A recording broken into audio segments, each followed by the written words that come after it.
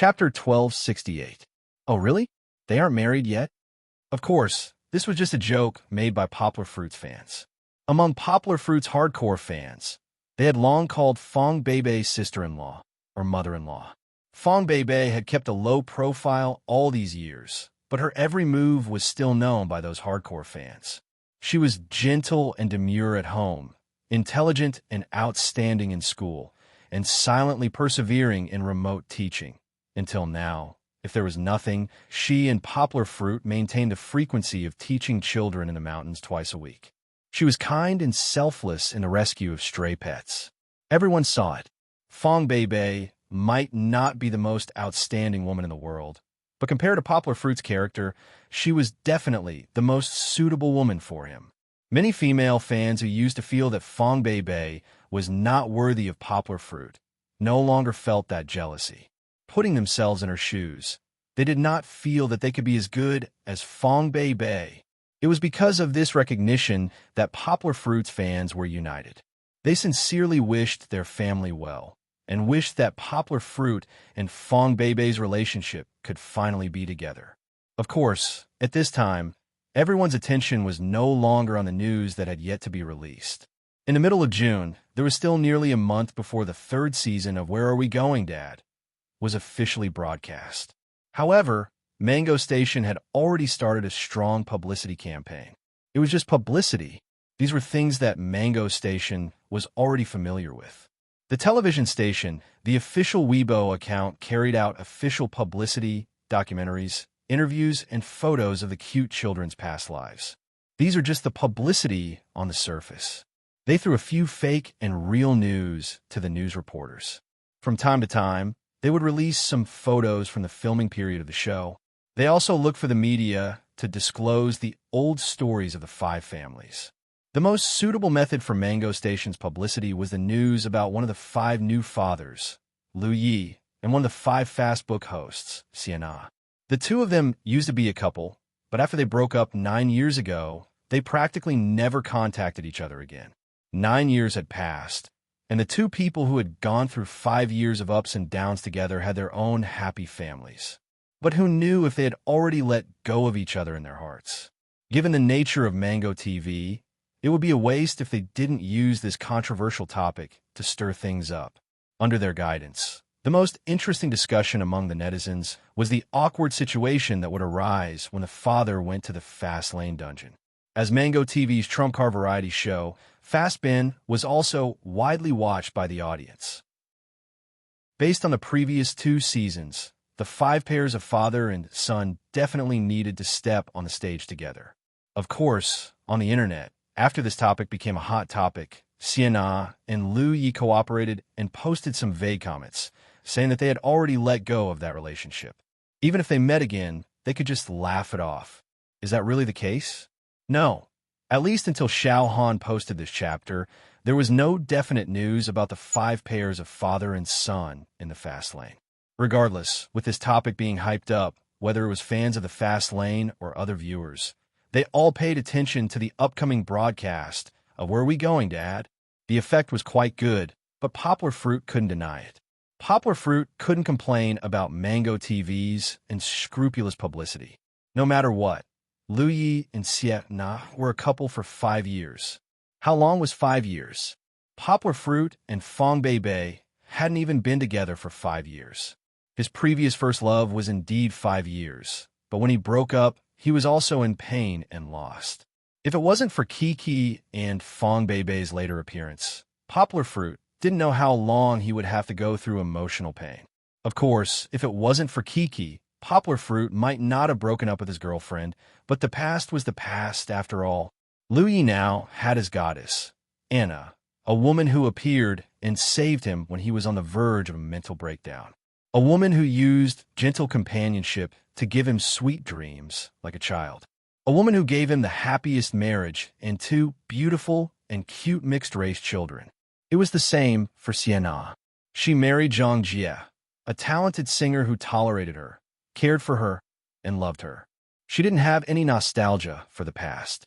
However, even if they could face the past calmly, no one would want to reunite with it. No one would want to face their ex in front of their family and children. Even if they didn't have any grudges, they couldn't laugh and fool around in front of their ex. That was a past that they couldn't go back to. It was a past that was best not to look back on. Not to mention Lu Yi. Even Poplar Fruit himself didn't contact Lu Yunran anymore. He didn't want to hear any news about her from his classmates. On the day of her wedding, Poplar Fruit had already severed all ties with the past. Of course, on this matter, Poplar Fruit didn't take any sides or support. After all, he had always been friends with Sienna. As for Lu Yi, he was a new good friend that he had made on the show. At this time, Poplar Fruit didn't need to jump out and say anything. And the one that Poplar Fruit found interesting was still Lu Yi. On the show, he was a little frivolous. He was quite an interesting person. After recording the show, when everyone played together, he was also very cute like a child. During the entire promotional period, Lu Yi acted like he was on steroids. He went around snatching sofas from all the big celebrities and fighting for the headlines. He looked like he was mentally unstable. This might have been arranged by the program team, but when Poplar Fruit saw this, he laughed in his heart. Brother Yi is definitely enjoying himself. In comparison, Poplar Fruit and the other three fathers appeared to be quieter. They only cooperated with the program team to do some promotions. Very quickly, Poplar Fruit and Kiki's promotional video was released. Princess Kiki's beauty, cuteness, and mischievousness were undeniable. Even if one wasn't a fan of Poplar Fruit and Kiki, they would still praise her after watching the promotional video. "Daddy, where are you? The most beautiful girl in history." This was the evaluation given by the netizens. The title of princess had not spread yet. It would only be known after the first episode of the show was released. But Poplar Fruit's performance in the promotional video made the netizens ridicule him. "I've never seen such a boorish little Red Riding Hood and a mermaid. Poplar Fruit, you've lost all your moral integrity for your daughter. Uncle, you have the potential to dress up as a woman." Haha, Fong Beibei also rushed to watch the promotional video as soon as it was released. Regarding Poplar Fruit's performance, Fong Beibei laughed until her stomach hurt. Poplar Fruit's forehead drooped down. He gloomily realized that not only his girlfriend, but everyone he knew, including his mother, was making fun of him. What Poplar Fruit didn't expect was that this promotional video also gave Fong Beibei an inspiration. She decided that when she took wedding photos with Poplar Fruit in the future, she must take a set of photos of her wearing a suit and Poplar Fruit wearing a wedding dress. Hee hee. This is probably the video that Poplar Fruit wants to delete the most. The netizens' comments were very apt to explain Poplar Fruit's thoughts.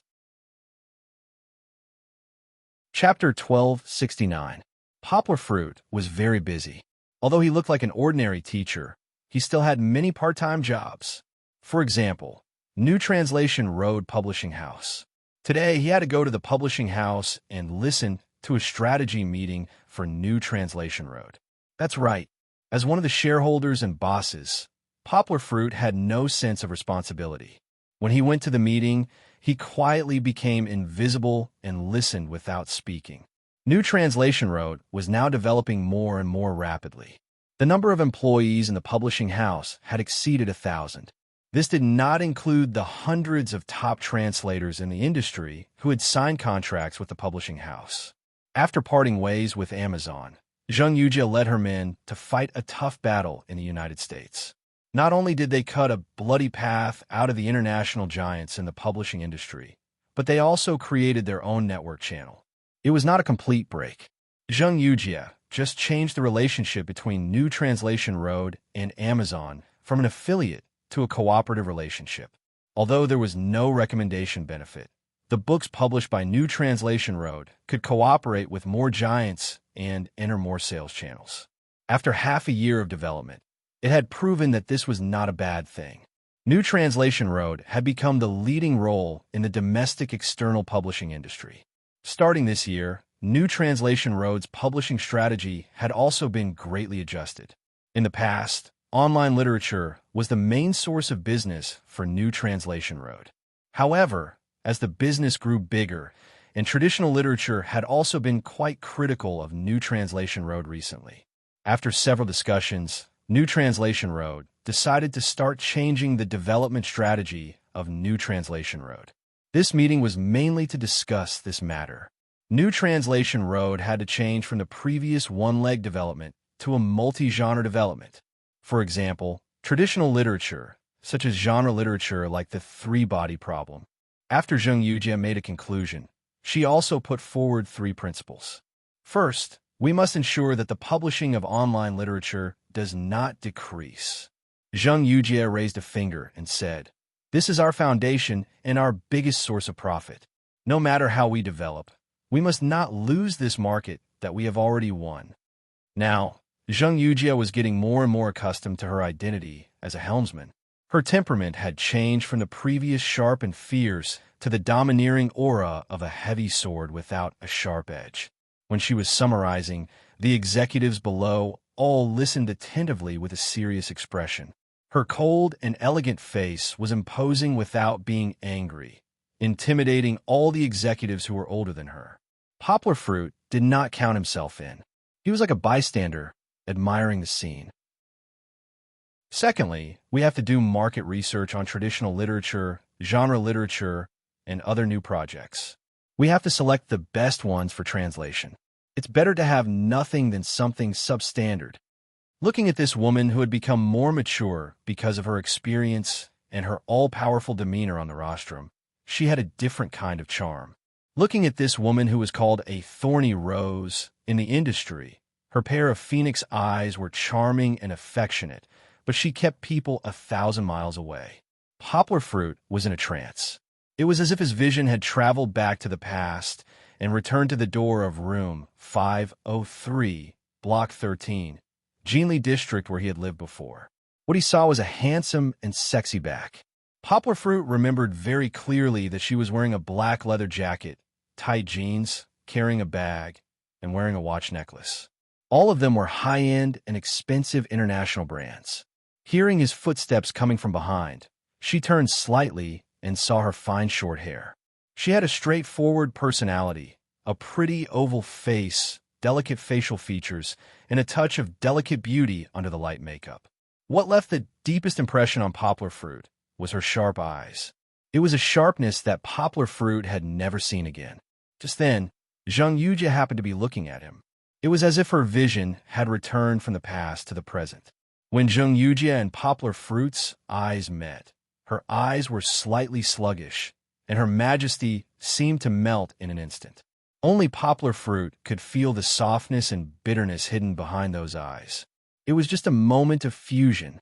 Zheng Yujie raised her third finger, looked around, and said without hesitation, "Third, all departments must fully cooperate, especially the public relations department. Do a good job of monitoring public opinion and fully cooperate with Vice President Poplar Fruit and the translation department to promote the industry reform." Industry reform? Poplar Fruit finally woke up from his memories. He remembered the idea that he had handed to Zheng Yujie 2 years ago.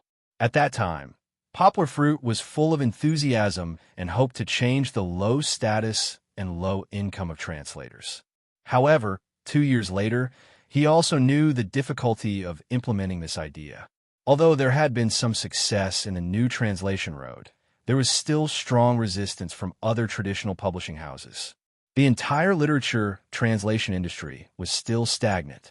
He had not paid attention to it for a few months. Why did Zheng Yujie suddenly propose to promote industry reform? After the meeting, Poplar Fruit went to Zheng Yujie's office, and her assistant left. "Yujie, thank you." Poplar Fruit looked at her and said softly, "What are you thanking me for? Isn't this your dream?" Zheng Yujie smiled nonchalantly. She propped her arms on the table and cupped her beautiful face. She said softly, "Besides, your gratitude has never been sincere, has it?" "Umph." Poplar Fruit smiled bitterly. This topic could not be continued because Zheng Yujie habitually teased him. But now is not the best time, right? Poplar Fruit frowned and asked, "Aren't we in the middle of a transformation? If we rashly propose a reform, I'm afraid it will cause a strong backlash." "Don't worry, I'm not that stupid." Zheng Yujie threw him a dirty look, then picked up the pen on the table and played with it. She smiled lightly and said, "If it were 2 years ago, I would be very worried about the problem you mentioned. But it's different now." Zhang Yujie flipped through the table and handed a report to Poplar Fruit. She said, "In the past few years, our company's development has been the best in the industry. It is also because of this system that many translators who used to be affiliated with other publishing houses have come to our company. Many publishing houses are also discussing the possibility of this sharing. But you also know that capitalists are reluctant to share the cake in their hands, so they're still struggling." Zhang Yujie said confidently, "If we propose it now, we will be pushing the boat with the current, and there won't be much resistance. Besides, if our company takes the lead and sets the benchmark, it will give the Translators Association and those translators a good impression." Zhang Yujie said, "Since we have the strength and opportunity, we should stand up bravely and set the rules for the industry." New Translation Road was now the #1 publishing house in the world. If they really took the lead in this reform, then New Translation Road would truly become the best in the industry. They would also become the savior that all the translators who had broken free from the sea of bitterness would rush to seek refuge and worship. Chapter 1270. "Papa, what's the name of little brother Xian's little brother? What do you think?" "Oh, Zhou Xiao. Wow, you're so talented." "There's more. Papa, there's more. It can also be called Mini Xian, just like Mama Ma's car." Early in the morning, the plane from Yangcheng to Shijiang finally landed. Although it was an overnight flight, Kiki, who had a good night's sleep, was now full of energy. The little girl held her father's hand and impatiently walked out of the plane. Kiki, who had just appeared on camera, made people's eyes light up. She was wearing a light yellow princess dress like a rape flower and a laurel headband lined with yellow pearls. Other than that, she had no other accessories. Her appearance was particularly fresh and beautiful. Her soft and smooth hair fell to her waist, as pure and elegant as her princess dress. The audience looked at the little girl happily. She was finally wearing a princess dress again. Yes, how could a princess not wear a princess dress? Although, strictly speaking, the request to appear in a princess dress was made by the production crew after the end of the second trip. Chi-Chi liked it a lot, so why couldn't she do it? Kiki. Not far away, the little friends who had arrived half an hour earlier were already shouting. They hadn't seen each other for 2 weeks. The little friends missed each other very much. "Papa, hurry up." Kiki saw the little friends and was also very happy. She held her father's hand and couldn't wait to fly up like a lark and fly to the little friend's side. "Big brother to June. Big brother Nui." Although she couldn't fly, the little girl's laughter was as pleasant as a lark's and floated into the ears of the little friends. Poplar Fruit dragged his suitcase and followed behind. He smiled slightly when he saw the children happily hugging each other. Especially that child Nui. He actually hugged Kiki tightly and then put his head on Kiki's small shoulder and shouted happily, "Kiki, I miss you so much." Poplar Fruit wasn't jealous at all. It was just a child. What was there to be jealous of? "Teacher Lin." Poplar Fruit smiled and greeted Lin Yongjian. Then he hugged Lu Yi and bumped his chest. He smiled and said, "Brother Yi, welcome back. Do you know how much we miss you? How's the filming going?" "It's done. Don't worry. I won't miss any of the future trips." Lu Yi laughed. Plot requirement. After waiting for a while, Zhou Shimin's plane also arrived. He had a difficult task today. He had brought 2 children with him. The youngest child, Hao Hao, was only 2 years old. He believed that this would be the greatest challenge to him. Xian, Chi-Chi took the lead, and the children once again hugged each other intimately and greeted each other with smiles on their faces. Xian, where is the mini Xian?" Kiki asked impatiently. Seeing Xian's confused eyes, the little girl patted her own forehead and giggled. "Oh, I made a mistake. I was talking about your brother. He's here." Zhou Shimin, who was carrying Hao Hao, said with a smile. He put Hao Hao down, took his hand, and said, "Look, this is what your brother mentioned before. Sister Chi-Chi, brother Junjun, and brother Nui." Hao Hao was a little shy, but compared to Nina, he was a little better. The little boy blinked and didn't say anything, but he didn't hide in his father's arms. "What's his name?" Kiki placed her hands on her knees and curiously looked at the little boy. At this time, Kiki's heart was filled with curiosity. Why does Xianxian's brother look different from Xianxian? And the hair is different. His name is Zhou Minhao. Xianxian interrupted. Xianxian held her brother's hand, but Hao didn't have any intention of speaking. "Kiki, come here and play." Nui felt a little bored. He took a look, then turned around and ran away, studying the posters in the airport terminal. After picking up Kong, everyone sat in the car arranged by the program crew and began to drive to the place they were going to today. "Do you know where we're going?" In the car, Poplar Fruit asked his daughter with a smile. "I don't know, but Mama Ma said it's a place with a lot of grapes." Kiki waved her little hand and said very sincerely, "It's because you like to eat grapes, right?" Poplar Fruit said with a smile, Yes, I like to eat grapes." The little girl smiled sweetly and nodded. "Wow, Kiki, look, what's that?" Poplar Fruit looked out of the corner of his eye and shouted, as if he had discovered a new world. He quickly called his daughter to turn around and look. I know, that's a camel." Kiki pressed her white and tender little hand against the car window and looked outside. She said happily, "Our teacher taught us before." "Really? But Daddy didn't ask you to look at that. Look over there." Poplar Fruit pointed at a large sculpture in the distance and laughed. Kiki looked at it in confusion and shook her head. "Then I don't know. That's Sun Wukong. If your brother Nui saw it, he would definitely be very excited." Poplar Fruit said with a smile. "That's right. How would you know that Nui was already waving his hands like a little duck in the car?" Actually, Poplar Fruit was feeling a little guilty. Did he let Kiki do as she pleased?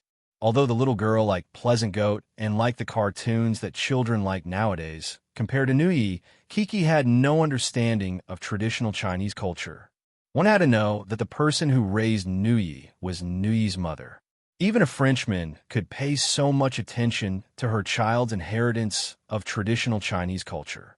As for him, who was about to get a doctorate in Chinese, a scholar with deep knowledge of traditional Chinese culture, he actually fell behind Nui's mother in terms of education. If this spread out, wouldn't he become a laughingstock? Of course, Poplar Fruit didn't care about other people's opinions. However, when it came to Kiki's education, Poplar Fruit felt very ashamed. Thinking about it carefully, did Kiki not like traditional Chinese culture? That's not it. Sometimes, when he used stories from the Analects of Confucius to reason with her, not only did the little girl listen with great interest, she could even recite them backwards. In turn, she would use these stories to coax the younger siblings in the kindergarten. The problem was Poplar Fruit's inaction and the current situation of traditional Chinese culture. No, he couldn't blame it on the market because this was an uncontrollable factor. However, Kiki's education was controllable. Perhaps when he went back, he should ask Nui's mother for advice and learn how to raise children's interest in traditional Chinese culture. Poplar Fruit made a decision in his heart, right? There was a domestic cartoon that was about to be released. It was called something like The Return of the Great Sage. Poplar Fruit planned to bring Kiki to watch it in the cinema after it was released. From watching the movie, Kiki's interest in the 4 classic novels, Journey to the West. Chapter 1271. It's so hot. After Kiki got out of the car, she felt a gust of dry and hot air blowing against her face. The sun in the sky was shining brightly on the ground, and the ground was like a hot frying pan roasting the people on the ground. Poplar Fruit was also caught off guard by the hot weather. He quickly opened his backpack and took out a breathable sunscreen jacket for his daughter to wear. He smiled and said to Lin Yongjian, "The surface temperature is at least 40 degrees, 43 degrees. Lin Yongjian laughed. "So accurate?" Teacher Lin even brought a thermometer. Zhou Shimin came forward with Hao in his arms. "Here, the thermometer is over there." Lin Yongjian pointed at a large pillar not far away. It turned out that this large pillar was a thermometer made in the shape of a golden cudgel, but it was a bit too big. It was at least 10 meters high. The large group walked to the camel team not far from where they were parked. It turned out that Poplar Fruit and the others needed to ride the camel to the next rendezvous point. This is a camel. Kiki was very happy to see a large creature that could only be seen in kindergarten-colored books. She turned around and saw Kong Kong, who had just walked over. She couldn't wait to take Kong Kong's brother's hand and introduce him to the camel. Don't be afraid. Kong Kong obviously misunderstood.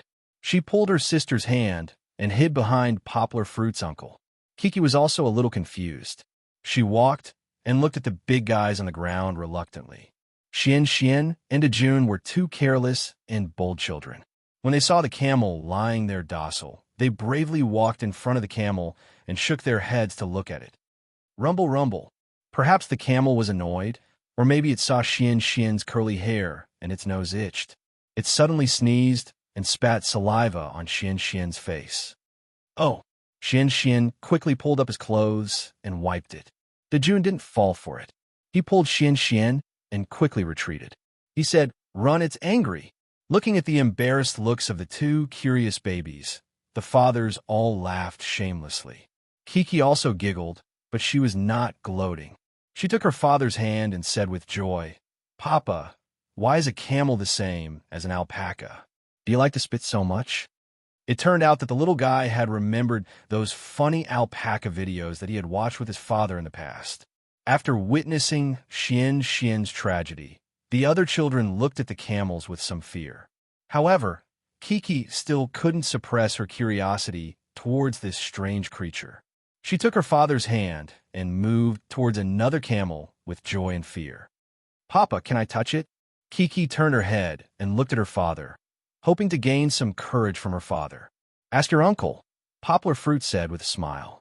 Kiki plucked up her courage and asked the Uyghur man beside the camel. However, it seemed that the Uyghur man didn't understand Chinese. He scratched his head and turned to ask his companions for help. However, it seemed that his companions didn't speak Chinese either. Although Chinese had been widely used in Xinjiang, and the Han Chinese population had also occupied a certain scale in Xinjiang, it could still be seen that many traditional Uyghurs still couldn't speak Chinese. Poplar Fruit could understand the Uyghur language spoken by the other party. Compared to last year, Poplar Fruit's Uyghur language level had changed from a half-baked to an expert level. He smiled and translated for the other party. "What is Poplar Fruit saying?" The fathers looked at each other, and the program staff were also confused. Only the local guide's eyes lit up. He could hear that Poplar Fruit was speaking very fluent and pure official Uyghur language. Could it be that Poplar Fruit was also a Han Chinese who grew up in Xinjiang? However, he wasn't interested in asking. He just wanted to be a silent guide. However, the audience was happy because they could see the subtitles that the program team had made on the show. They knew that Poplar Fruit was communicating with the other party in Uyghur language. However, this was only the tip of the iceberg of Poplar Fruit's super language talent. When everyone was slightly surprised, they recalled the news of the terrorist incident last year and weren't too surprised. "Kiki, Uncle said that you can touch it gently. The camel is very obedient and won't bite." Poplar Fruit smiled and translated for his daughter. "Thank you, Uncle." Kiki held her father's hand obediently and looked at the Uyghur uncle who was leading the camel. "Scorching mat." Poplar Fruit smiled. Kiki also followed suit and said, "Scorching mat." The Uyghur uncle waved his hand shyly. After getting permission, Kiki held her father's hand with one hand and moved forward with the other hand in fear and curiosity. The little girl still needed her father's support from behind to have the courage to explore such a huge and strange creature. The camel's face was very big, almost as big as Kiki's upper body. However, this one was very docile. It didn't spit at Xian like the previous one. It only used its big eyes to look gently at the cute human girl in front of it. It didn't know why, but the camel felt that the little girl in front of it was very friendly. Camel, can I be friend with you?" Kiki's little hand stopped in midair. She didn't have enough courage and could only try to ask first. The camel's large nostrils snorted. It was a little scary, but it lowered its head and gently nudged its head forward, rubbing it against Chi-Chi's small palm. The little girl was pleasantly surprised. She was a little scared and a little excited. She couldn't believe it and gently rubbed the obedient camel in front of her. She turned her head happily and looked at her father with her big eyes that could speak. She was so happy that she couldn't speak. Poplar Fruit was also a little surprised. He smiled and said to his daughter, "Look, it likes you very much." The Uyghur man who was leading the camel next to them was even more surprised. He knew that his camel was very docile, but he had never seen it move its head so ingratiatingly for others to rub. "Kiki, Kiki, why is your camel so obedient?" Her friends surrounded her enviously, especially Nua. He eagerly stretched out his hand and asked, Can I touch it like you?" "Of course, but you have to get its permission first." Kiki gently rubbed the big camel and said without turning her head. The big camel actually closed its eyes in comfort. Of course it's allowed. The camel very docilely accepted the children's touch. "I don't dare," Xian, who had just been sprayed with saliva, said with a sobbing voice. He looked at his father with envy and fear. "What are you afraid of? It's not like it's going to eat you." Zhou Shimin smiled and scared his son again. He hugged Hao Hao and also touched the big camel. Then, only Xian was left there anxiously. Xiao Han is 1 year older today. Add a chapter. Ask for blessings greater than over equal to / Chapter 1272. In the end, under Chi-Chi's sister's protection, Xian was brought into close contact with the big camel. The camel felt strange when it saw Xian. It felt that he had the smell of its companions. It even snorted in a friendly manner. Xian was almost scared again. "Don't be angry. This is my good friend. You can also be good friends." Kiki smiled sweetly and gently stroked the hair on the camel's forehead. Seeing her and the camel's intimate appearance, Xian dispelled the fear in his heart. They didn't dawdle for too long. The children and the fathers all picked their own mounts and then began the desert-like journey. Riding a camel was a new experience. Not only could they suddenly rise high up in the sky and have a new vast view, but they could also enjoy the slow and magical ride. The camel took big strides across the sun-cracked ground.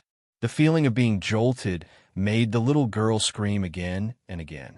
If they had only heard about it, the audience might have thought that the little girl was scared. But in fact, she was not. The camera faithfully recorded Kiki's excited smile. Kiki felt that it was very fun and exciting. There were differences between a camel and a horse. The biggest difference was the high hump. Kiki looked and touched it curiously. Poplar Fruit told her that it was the place where the camel stored its nutrients and energy. "It's amazing," Kiki giggled. "Kiki, look, what is flying?" Poplar Fruit suddenly shouted and pointed to the sky not far away and said to Kiki, "It's Sun Wukong." Nua excitedly lifted his retro red hat. The loyal fans of Journey to the West screamed, "Sun Wukong can fly?" Kiki pulled her father's hand in surprise. She felt that it was too amazing. How could there be so many magical and fun things in Xinjiang? From afar, they saw Sun Wukong kicking his legs and flying in the sky. He waved his Jingu bang and shouted loudly, "Fathers, babies, how are you?" His guess was right. This voice immediately gave him away. It was the village chief. "Hello, Sun Wukong." The fathers smiled and responded with their children. The children were still looking at the magical Sun Wukong in admiration. They didn't recognize that it was the village chief who played the role. In fact, only the children felt that it was magical. The fathers had already seen the flaw, or rather, it was too obvious. The flaw was right in front of their eyes. There was a huge crane behind. It was that long arm that hung the village chief in the air. Only then could he ride on the clouds. The village chief finally landed. Like a monkey, he ran over while scratching his head. They thought he was going to do something, but they didn't expect the village chief to say, "Welcome to Where Are We Going, Daddy?" Sponsored by XXX. Just as he was reading the long advertisement, Nani, who had already dismounted from the camel, clasped his hands together and bowed respectfully to the village chief. Village chief laughed involuntarily and said, "Nui is worshipping me." The fathers all laughed. Seeing Nui so pious, other than finding it funny, they couldn't help but be curious about his family's education. What kind of education could produce a child who held such respect for a mythical character? Kiki didn't say anything just now. She was leaning on her father's thigh and looking at the village chief in confusion. At this moment, she seemed to have discovered something. Her big eyes suddenly became bright, like the purest black gemstone under the bright sun. "You are the village chief," Kiki said happily. "I know. Sun Wukong is the village chief who transformed into him." Ha ha ha ha. The fathers all laughed. So Kiki only just recognized the village chief? The village chief laughed. "How is it, children? Does the village chief look handsome dressed like this?" "Handsome." This was the answer of Sun Wukong's loyal fan. "No. Handsome. Super handsome." The eternal support Wang, Xian, and Jun echoed. President Kong continued to maintain a calm and uninterested expression. "Not handsome, village chief. Why is there so much hair on your face? Are you sick?" A kind young lady went forward and gently held the village chief's hand. She helped the village chief check his hand. Luckily, there was no monkey hair on his hand. Kiki's kindness and imagination were both amusing and likable. The village chief also smiled helplessly and comforted her. "It's okay. Village chief isn't sick. It just stuck on. It will be fine after village chief removes his makeup." "That's good." Kiki heaved a huge sigh of relief. Following that, the village chief lied and coaxed them. He described the terrible weather of Flaming Mountain to be extremely terrifying, scaring the children until they were stunned. However, if they wanted to escape from this place, they had to complete the mission. Therefore, they immediately began to split into groups.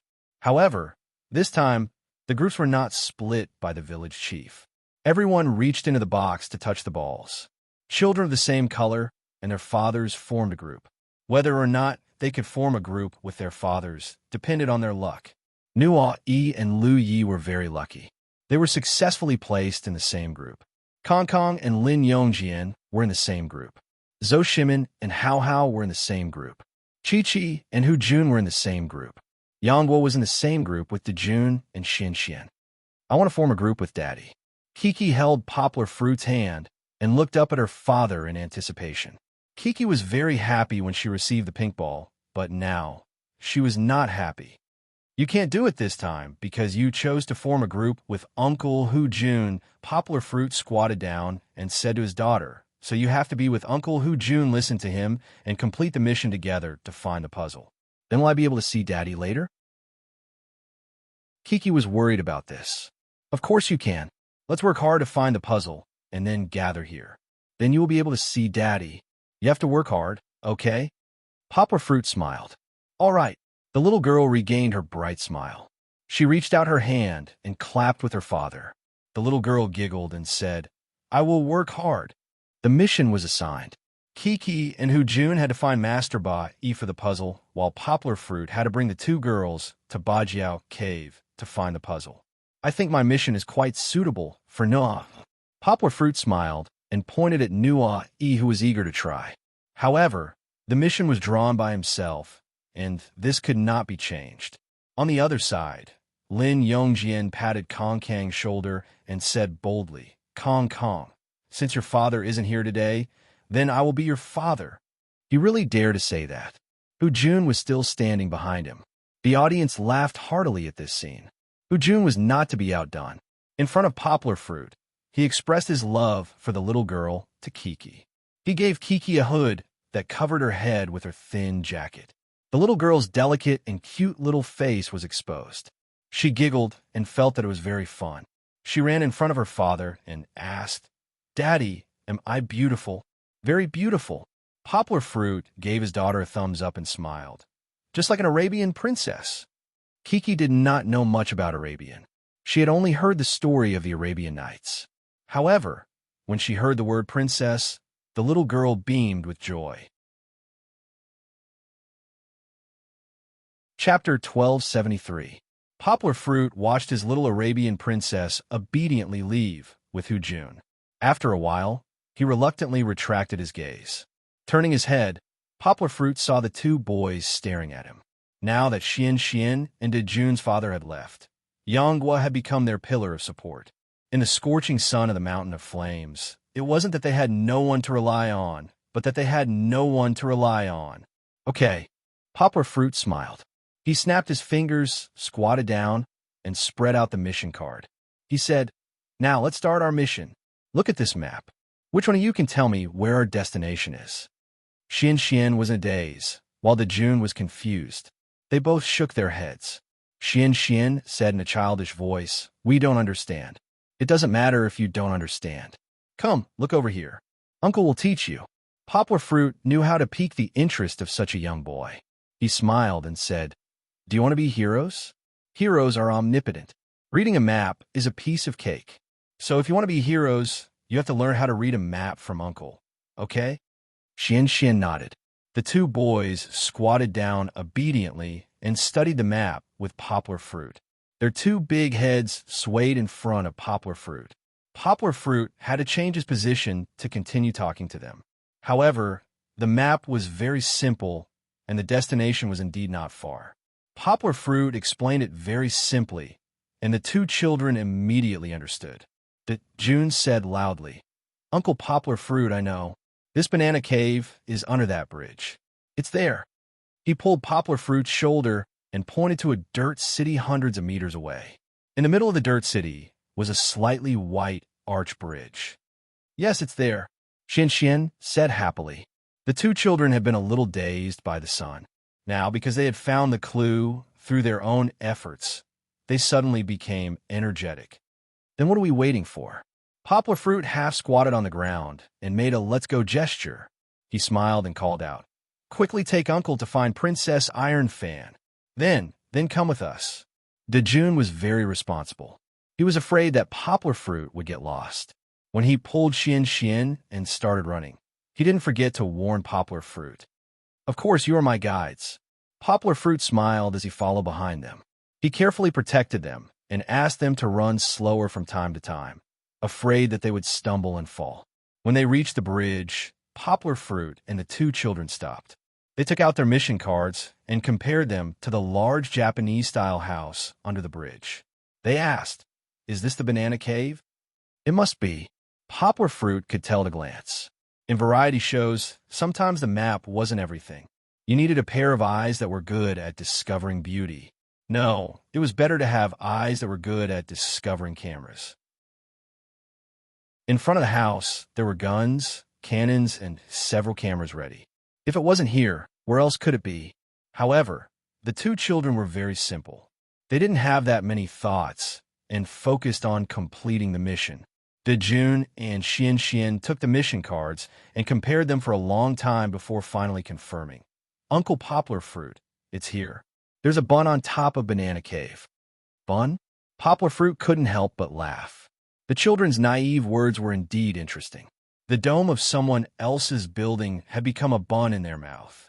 Even without the Prince of Golden Sentences, Nuyi, the other children often said shocking things. "Since it's Banana Cave, let's go down." Yanghua held back her laughter and led the two children to the bottom of the bridge. They walked into the house, known as Banana Cave. It did look like a house from the outside, but what they were about to enter wasn't a house, but a cave built in a small hill. No wonder it was called Banana Cave.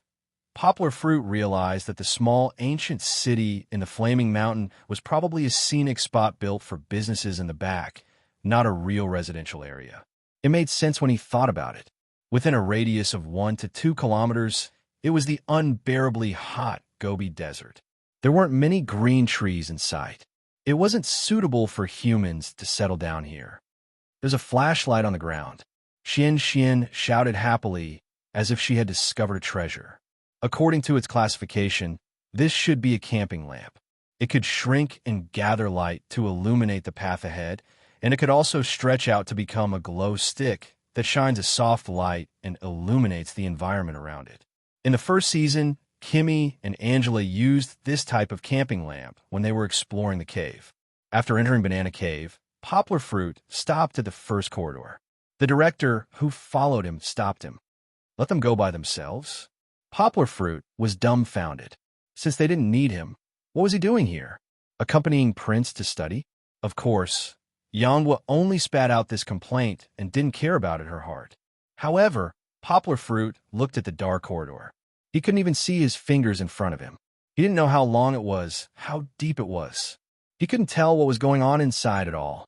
Looking at the two children who were laughing and indulging in playing with the camping light, Poplar Fruit asked worriedly, "Can they do it?" "It's okay. Teacher Yang, don't worry." The director smiled. Since they said they could do it, then they could do it. There were two cameramen following them anyway. Poplar Fruit stood at the entrance of the corridor and watched the two children stumble forward. From time to time, he would remind them to hold hands. They walked deeper and deeper, and gradually their figures could not be seen. However, Poplar Fruit could still hear them cheering each other on. Although their voices were very soft, Poplar Fruit could still hear them clearly as they traveled through the deep corridor of the cave. "Maybe there's a demon inside. Then I'll be even more scared." "It's okay. Don't be afraid. We're good people. They want to eat good people." Suddenly, Dejun's voice was heard as if he had discovered a new continent. "There's someone inside." Immediately after, a woman's voice was heard. "Bold children, who are you?" Dejun and Dejun had met Princess Iron Fan. At this time, the two children were probably shocked. Even Xian Xian, who was the boldest, had a trembling voice. He subconsciously replied, "Yes, who are we?" "Who?" The audience was amused by Xian Xian's answer. Looking at these two brothers in distress, the audience suddenly had a brainwave and decided to give them the title of Who. This was not a coincidence. In the third episode, during the trip to Min Province, Dejun and Xian Xian were given the title of Flattery. Of course, this was not a derogatory term. Who asked these two children to be so awesome? They could sing one another and make Sister Pomegranate smile from ear to ear. In this banana cave, Xian Xian and Dejun were destined to offer even more incisive remarks. Of course, this was left for the audience to slowly enjoy. Poplar Fruit's mind was a little adrift. He began to worry about his daughter, who had followed Hu Jun to complete the mission. He wondered how Kiki was doing now. Everyone can watch the dialogue in Banana Cave in the original episode. Xiaohan only briefly mentioned it here. Let's watch Kiki. Chapter 1274. It wasn't hard to find Master Bai Yi, and it didn't take long for Chi-Chi and Uncle Hu Jun to arrive at Master Bai Yi's magnificent house. However, just like Yang Guo and the others, the long hallway was extremely narrow and dark. Especially since the front and back of the hallway was blocked by thick curtains, it gave people a feeling of suffocation. "I'm a little scared. Will there be something scary?" Kiki timidly tugged at Uncle Hu Jun's hand. The little girl was a little retreating in this completely unfamiliar environment. Listening to her soft and shy voice really made one unable to resist the urge to protect her. "It's okay, Uncle is here," Hu Jun said loudly. Kiki tugged at his clothes, and he also supported the little girl, afraid that she wouldn't be able to see the steps on the ground and fall. Fortunately, they quickly walked through the corridor. When they lifted the curtains on the opposite side, the faintly humming Uyghur music suddenly became clear. It was a dance music performed by Duder, Danbor, and Hotwap. It was very traditional and very pleasant to the ears. If one was used to listening to modern pop music, they would be in a trance when they suddenly heard this. But it was too sudden. Kiki was startled by the music. She had already taken half a step forward, but she quickly retracted her leg. It was only after Hu Jun comforted her that the two of them walked out. The musicians played and sang, and the dancers surrounded them. Amidst this melodious dance music, Hu Jun and Kiki walked out and stood in a daze. They saw dozens of Uyghur beauties dancing in front of them. Their graceful waists swayed with light muslin. Their slender, jade-like feet nimbly stepped on the steps, and their white wrists and delicate hands flew like clouds. It was a magnificent scene of singing and dancing. It was different from the dark and narrow corridor just now. It was as if it was another world. The high dome, the bright light, the beautiful carpet covering the floor, and the exquisite satin hanging from the ceiling on the walls all explained the luxury of Master Bai's mansion. Almost all of them were Uyghur beauties. Upstairs and downstairs, the big Kong bed facing the master's house was even more so. Master Bai, who was slightly fat and stout, was surrounded by a few beauties serving tea and grapes. Looking at that arrogant mustache, this Master Bai was not someone to be trifled with. Kiki watched in confusion for a while. In fact, the little girl really liked the dance of these beautiful big sisters, but when she came out of the dark hole and saw all this, the little girl was a little confused. Fortunately, Jun reacted in time. He pulled Kiki through the crowd of dancing girls and arrived in front of Master Bai. At this moment, the dance music suddenly stopped. Master Bai, seated above, clapped his hands. Even without Jun's reminder, the little girl followed suit and clapped her hands. But there was a hint of fear in her eyes when she looked at Master Bai. This Master Bai in front of her was not only a little boorish, but his behavior was also somewhat dignified, which made the little girl a little afraid. "Hello, Master Bai. We're here to pick up a mission, a puzzle." Jun gestured. However, Master Bai just looked at them in silence. The atmosphere was a little awkward, especially the little girl. She shrank back to Uncle Jun's side and leaned against his thigh, looking at Master Bai in fear. "Kiki, you should also ask Master Bai." Jun nudged the little girl. But Kiki was scared. Fortunately, the little girl wanted to complete the mission and then find her father, so she suppressed her fear. She nervously grabbed the zipper of her clothes and looked at this strange Master Bai timidly. She said weakly, "Master Bai, can you give us the puzzle?"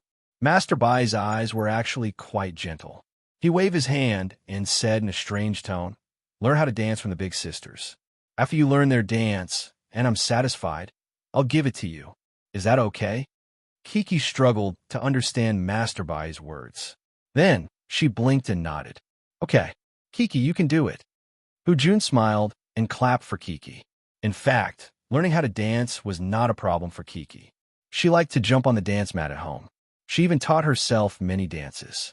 Therefore, after receiving Uncle Hu's encouragement, Chi-Chi's spirit recovered a little. She giggled and gave Uncle Jun a thumbs up. "You also need to learn." Master Bai pointed at Jun. It was not that simple. Jun was dumbfounded. He could act, sing, and do anything. But to ask him to dance? Wasn't this killing him? Not to mention, to ask him to dance a girl's dance. A big guy dancing that kind of dance, a little exaggerated. Wouldn't this scene be too beautiful? "Do you also want to dance?" Kiki asked Uncle Jun curiously. "Yes." Jun nodded with a bitter smile. "It's okay. Dancing is a very happy thing." The little girl comforted Uncle Hu and patted the back of his hand warmly. "Since Kiki said so, then let's start learning." However, this dance was not easy to learn. She had to carry a large jar on her head to maintain the balance between her head and the jar. She also had to twist her waist like a water snake, and her feet had to step on beautiful footsteps. Of course, Kiki was so small that she did not need to hold the jar. Jun could not escape this fate. The two of them first watched the big sisters demonstration. Chi-Chi and Jun couldn't take their eyes off the Uyghur big sister's graceful dance. Although the Uyghur big sister was a little old and wasn't very beautiful, she had a different kind of charm when she danced. As she twisted and turned, she radiated the fiery passion of the Uyghur people. After the demonstration, the big sister stepped back and looked at Jun and Kiki with a smile. She meant that it was their turn. You do it again," Jun said, not knowing whether to laugh or cry with the jar on his head. The Uyghur elder sister smiled gently, then put the jar back on the table and said in a soft voice, "It's beautiful." Kiki was puzzled. Why did the accent of the Mandarin here sound so strange? Originally, these three words should be stressed at the end. However, in Xinjiang, the Uyghur people liked to put the accent forward. This made Kiki unable to grasp what it meant to look good. It was very good. Or was she looking seriously? Jun grimaced and nodded. He imitated their accent and said, "Oh, it's very good." "All right, let's not talk about these language problems." Kiki was not her father. She liked to study language problems. The little girl paid more attention to the big sister's steps. Looking at the way she was staring at the Uyghur big sister, Chi-Chi was learning very seriously. Chapter 1275. After the Uyghur big sister finished dancing, it was Jun and Kiki's turn. Seeing the 1.8 meter tall Jun standing there with an awkward expression, the audience laughed wickedly. When would they have the chance to see the invincible hero Xiao Feng twist his waist and dance like a woman. Never. Therefore, they definitely couldn't miss it this time. However, before Jun, Kiki went first. The little girl, who had only seen it twice, wasn't very confident. She placed her hands on her head, as if she was also holding onto a jar. However, she hesitated for a while and didn't know which leg to take first. Little girl, follow me. The Uyghur big sister walked beside Kiki and said softly. There were benefits to the little girl being pretty and cute. At the very least, she could be taken care of by the big sister leading the dance. 122, 222, 322. The Uyghur big sister shouted the beat and began to twist her waist with each step. Kiki was also very serious. Her little face was tense as she looked at the Uyghur big sister's footsteps, but she still maintained her posture straight. Perhaps she had inherited her father's good points. When the little girl was doing something seriously, not only did she not lose her cute and gentle appearance, but she also had the charm of being serious and hardworking. The little girl also walked with the same style. Under the skirt, her slender and long calves turned into a model's elegant posture. Not only that, Kiki also noticed many details in the big sister's dance, such as the arm swing and the shaking of her butt. Although these small movements weren't done properly, she was able to imitate them. It was very cute. Oh, great. In the room, so many beautiful Uyghur big sisters clapped their hands one after another, applauding the excellent performance of the little girl who had just started learning.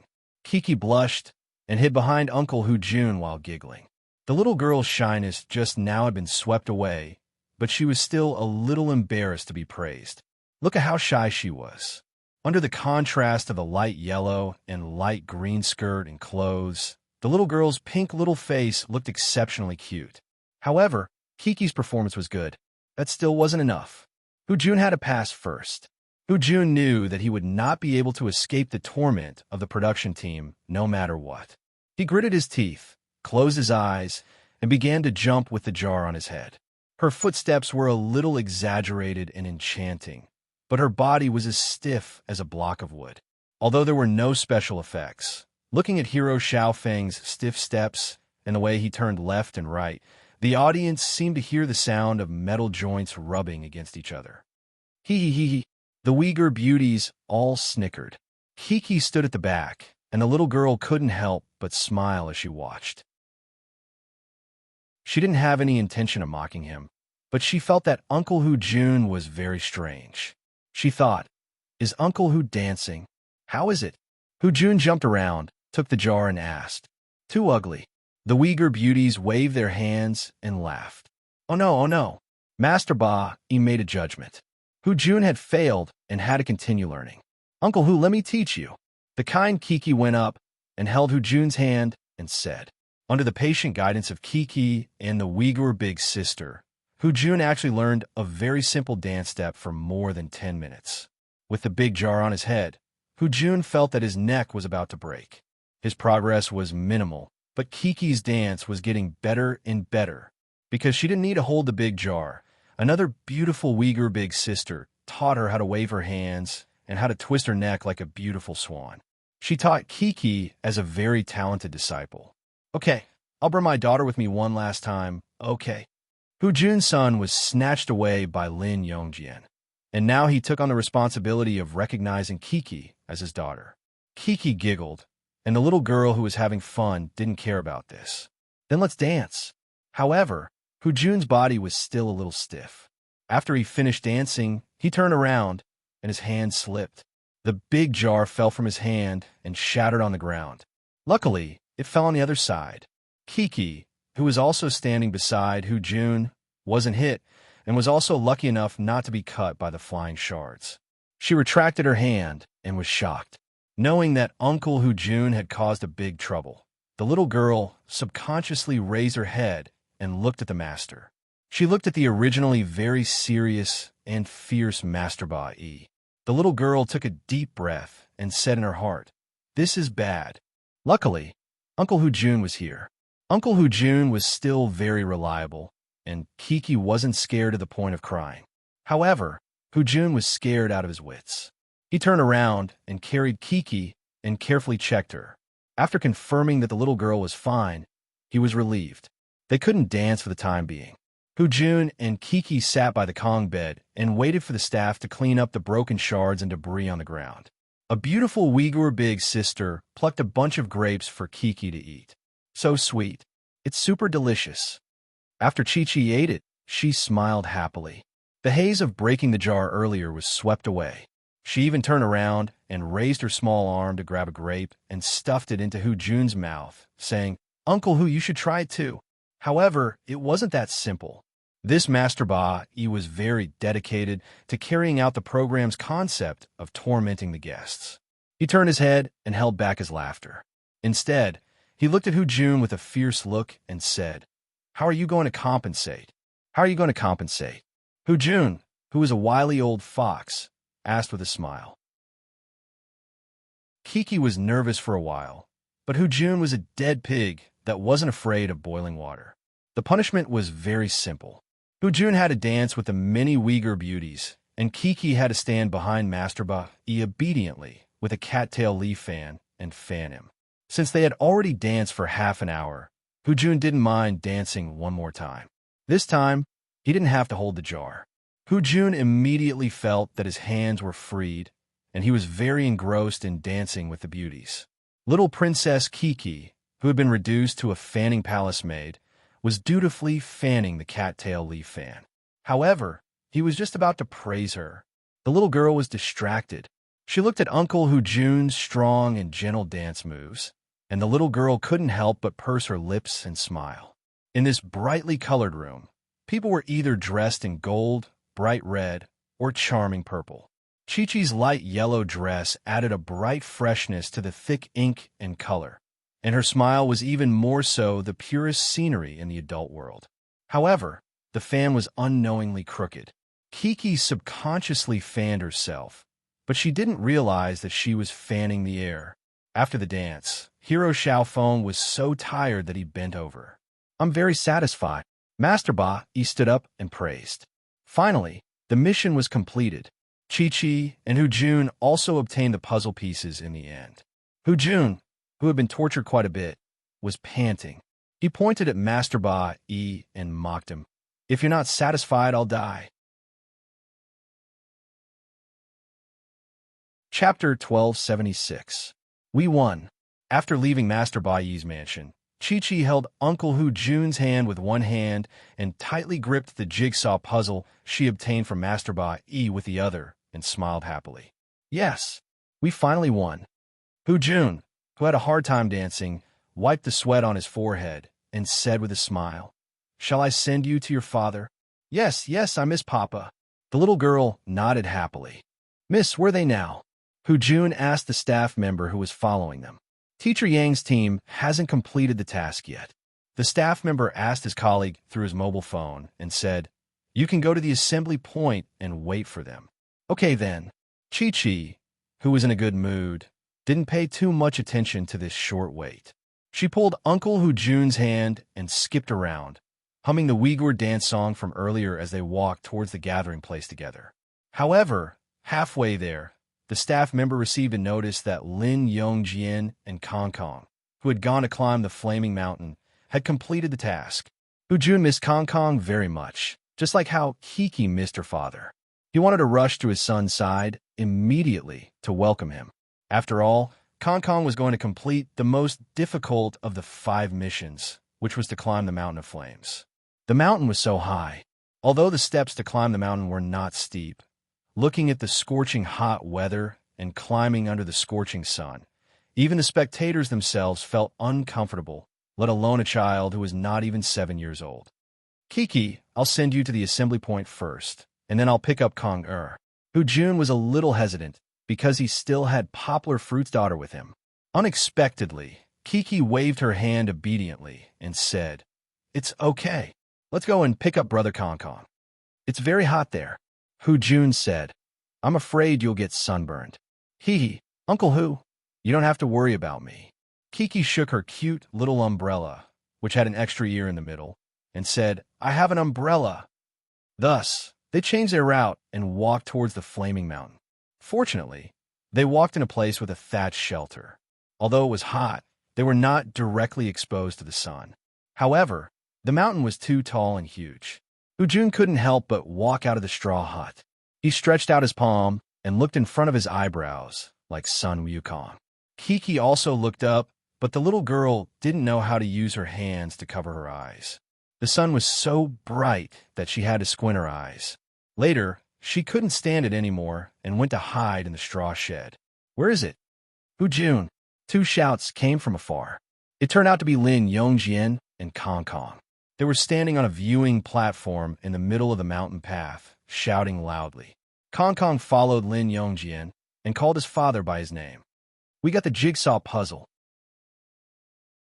The two of them shouted excitedly. "There's no mountain of fire that we can't cross." Kiki came to her senses and walked out to take a look. She happily stretched out her white and tender hand and pointed into the distance. "I see him. Big brother Kong Kong is over there." Jun also shouted and responded enthusiastically to his son. Kong Kong and Lin Yongjian started to walk down, but Jun just stood there with his hands on his waist and waited. The photographer asked softly, "Are you going to pick him up?" Jun didn't move.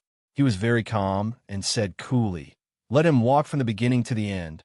He finally understood where Kong Kong learned his cold personality from. Look at the two of them. Their tempers were the same. It was just that Old Hu had a few more decades of experience than Little Hu, so he was slightly more tactful.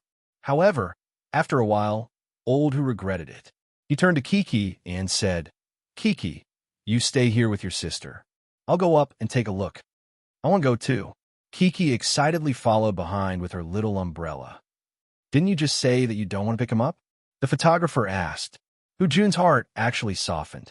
As he walked, he said, "After thinking about it, I still want to pick him up." The distance was actually quite far. Jun walked for a long distance before he broke free from his longing for his son. He turned to look at Kiki. The little girl had been trying her best to follow behind him.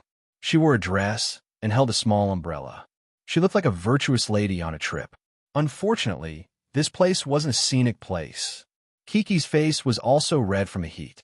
The sweat on her cheeks made her hair stick. She kept wiping her sweat, but it was to no avail. "It must be tiring, right? Uncle will carry you," Jun said guiltily as he squatted down. "No need, no need."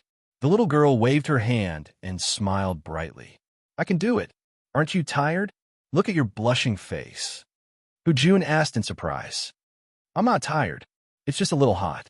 Kiki mischievously smiled and stuck out her tongue. Jun held Kiki's hand and climbed up a few steps before they finally saw Lin Yongjian and Kong Kong, who had just come down the mountain. Lin Yongjian was panting heavily as he carried Kong Kong and walked towards them.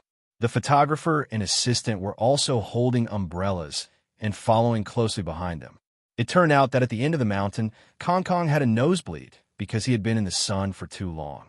The assistant upstairs had already taken care of it. The nosebleed stopped, but there was still a piece of paper stuffed in his nostrils. How Kong, a nosebleed? Jun heard the news on the way down. He smiled as he took his son and patted him on the back. "Are you okay?" And Kong Kong was in his father's arms. He saw the beautiful girl holding a small umbrella, curiously sizing him up. The little boy felt embarrassed and turned his head to the other side. He said in a muffled voice, "I'm fine." He quickly walked to a small courtyard not far away and found a shady place for Kong Kong to rest. Brother Kong Kong's face is so red. It's so hot. Kiki said as she sat next to Brother Kong Kong and watched the show's doctor examine Kong Kong again and again. She reached out and touched Kong Kong's face gently. Kong Kong's face was indeed red. The originally tan little boy's face was now pink. Of course, it was not because of shyness, but because of the heat poison he had absorbed on the mountain. "Your face is red too," Kong Kong said. He reached out his hand, but the little boy was more shy and retracted it. He pretended to be calm and said, "Touch it yourself." That's right, Kiki's face was also red. The two of them were comparable. However, Kiki's condition was better because her skin was very white. It was easy for her to turn red from the heat. The little girl touched her face obediently, then made a funny face at Brother Kong Kong and giggled. It was not easy to get a chance to interrupt the two children while they were playing. Oldu could not help but feel proud of his son. He praised. Teacher Lin said that you guys climbed up the mountain just now. It's amazing, really amazing. I did it. Kong Kong calmly leaned on her father's side and said in a carefree manner. Although Hu Jun still had a calm smile on his face, he couldn't hide the love he had for his son in his eyes. Oldu praised his son while wiping his sweat. Kong Kong had been sitting for so long, but his body was still sweating profusely. Even his feet were sweating profusely. Chapter 1277. After all, a child was a child, full of vitality. After resting for a while, Kong Kong regained her vitality. When she heard Hu Jun and Lin Yongjian talking about Kong Kong's deeds of climbing the flaming mountain, Kiki's heart was full of respect for this little brother. He was so amazing that he even climbed the flaming mountain. Therefore, on the way to the rendezvous point, Kiki let brother Kong Kong hold her hand, and then she kept asking brother Kong Kong questions about the flaming mountain, like a curious baby. Papa. However, when they arrived at the rendezvous point, the little girl saw her father from afar and immediately let go of brother Kong Kong's hand. She was like a little wild horse running happily on the grassland, running over to her father and throwing herself into his arms. You're back. Poplar Fruit also smiled and picked up his daughter. When he heard that Hu Jun took his daughter to the flaming mountain, Poplar Fruit was also a little anxious and worried. Papa, I missed you so much. Kiki hugged her father's neck and smiled sweetly. I missed you too. Poplar Fruit hugged his daughter tenderly and patted her back. He smiled and said, Were you very obedient just now? Did you listen to Uncle Hu's words? Yes. Kiki suddenly remembered and took out a big piece of the puzzle from her jacket pocket and showed it to her father. Papa, look, we also got the puzzle. Really? You're awesome. Poplar Fruit smiled and gave his daughter a thumbs up. Kiki giggled and then came down with her friends to put the puzzle together with satisfaction. Puzzles were Kiki's strong point. Poplar Fruit bought her puzzles before, so the little girl's eyesight was better than Poplar Fruit's. Not to mention this very simple puzzle with 5 pieces. Like this. Kiki took the puzzle from her friends and put it together excitedly. Sister, Xian suddenly thought of something. He turned around and took the quest reward from his father. It was a long, polished jade necklace. Of course, it was not pure Hitian jade. It was just some worthless corners of the gobi material. It was dark in color and looked more like stone. At that time, with the help of the Lord, Xian, Dejun, and Nua Yi, who had rushed over after completing the mission, were lucky enough to receive a gift from Princess Ironfan. Nua Yi gave it to his father, while Xian said without hesitation, I want to give it to my Kiki. Poplar Fruit just laughed at the side. It was funny, but there was nothing he could do. Sister Kiki. At this moment, Xian happily extended the necklace in front of Sister Kiki and said, This is for you. However, Chi-Chi didn't appreciate it. Or rather, the little girl was busy and didn't have the time to look at this thing in front of her. She turned to look at Xian and said with some dissatisfaction, Xian, I'm putting together a puzzle. After that, the little girl buried her head and looked at Kong Kong and knew. Soon, the puzzle was completed. However, Xian, who was rejected by Sister Kiki, walked to the side dejectedly. His little hand was dragging the necklace. He was in a bad mood and was in pain. Presumably, there would be an heirloom morning song in the program. Papa, look, we finished it. The little girl immediately came over and pulled her father's hand, asking him to see her work. That's a map. And where is Papa going? Is that so? You guys are awesome. Poplar Fruit smiled. He squatted down and let his daughter lean on his chest. He pointed at Xian and said, Kiki, look, you shouted at Xian just now. Xian is very sad. I didn't shout at him. Kiki scratched her head. She was so focused on putting together the puzzle that she didn't notice Xian's mood. The little girl decided to go up and see her good friend after hearing her father's words. Xian. Kiki walked to Xian's side. She didn't know where to put her 2 little hands, so she could only hold each other in front of her. The little girl looked down at the depressed little brother and asked with some apprehension, Xian, are you angry? Xian shook his head. In fact, at this moment, Sister Kiki was able to come over and talk to him so gently. Most of his sadness had dissipated. Xian, it was my fault. Kiki learned from her father that take a step back and you'll be able to see the world. She took the initiative to apologize. Can you forgive me? Xian was also a vitality little boy. He immediately opened his mouth and smiled happily, saying, I have already forgiven you. Not only that, the vitality little boy immediately changed his mode and turned around. He was so shy that he didn't dare to look at Sister Kiki. He then raised his hand and handed the necklace to Sister Kiki. He said softly, Sister, this is for you. Wow, it's so beautiful. Kiki praised. She was pleasantly surprised when she received the necklace and looked at it carefully. This is what I got from doing a mission.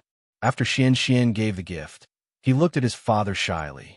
He received encouragement from his father before he continued. Do you like it? Xian raised his head and found that Kiki had already run away. Papa, Xian said that he wanted to give this to me. Kiki handed the necklace to her father and then said with sparkling eyes, he said that he got it from doing a mission. I think it's so beautiful. In the past, there was a student who wanted to find Kiki to save the country. Poplar Fruit was very unhappy and scolded her. If someone gave a gift in private, she had to get her father's approval before she could accept it. Therefore, in order to not make her father angry, Kiki ran back to let her father know. At this time, Kiki's eyes were filled with expectation and worry. She was worried that her father would not let her accept Brother Xian's gift. Poplar Fruit smiled and said, It's a very beautiful necklace. Did you say thank you to Brother Xian? Not yet. Kiki immediately turned around and said thank you to Xian who just came over. You're welcome. Little fatty Xian beamed with joy. Although it was a program, Poplar Fruit still put the necklace on Kiki himself. The long jade necklace hung in front of her body, as if the little princess was wearing her pearl necklace from the East Sea. She suddenly became more beautiful. It was getting late. Everyone got back into the car and went to the real grape ditch this time. The grape ditch was located next to the Flaming Mountain. Compared to the Flaming Mountain that stretched as far as the eye could see, the grape ditch was simply a paradise on earth. Green and lush grape grooves, grape trellis everywhere, and beautiful oasis scenery everywhere. This was a real village where humans lived. Dad and the children all came to the Green Frog Alley and came to the new gathering place. A large courtyard with grape trellises shrouded the entire courtyard in cool green shade. However, they were a little puzzled. Why hadn't they chosen a house after such a long time?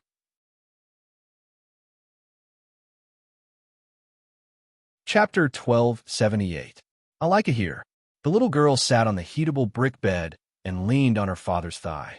She squinted her eyes and smiled. It's so comfortable, wasn't it?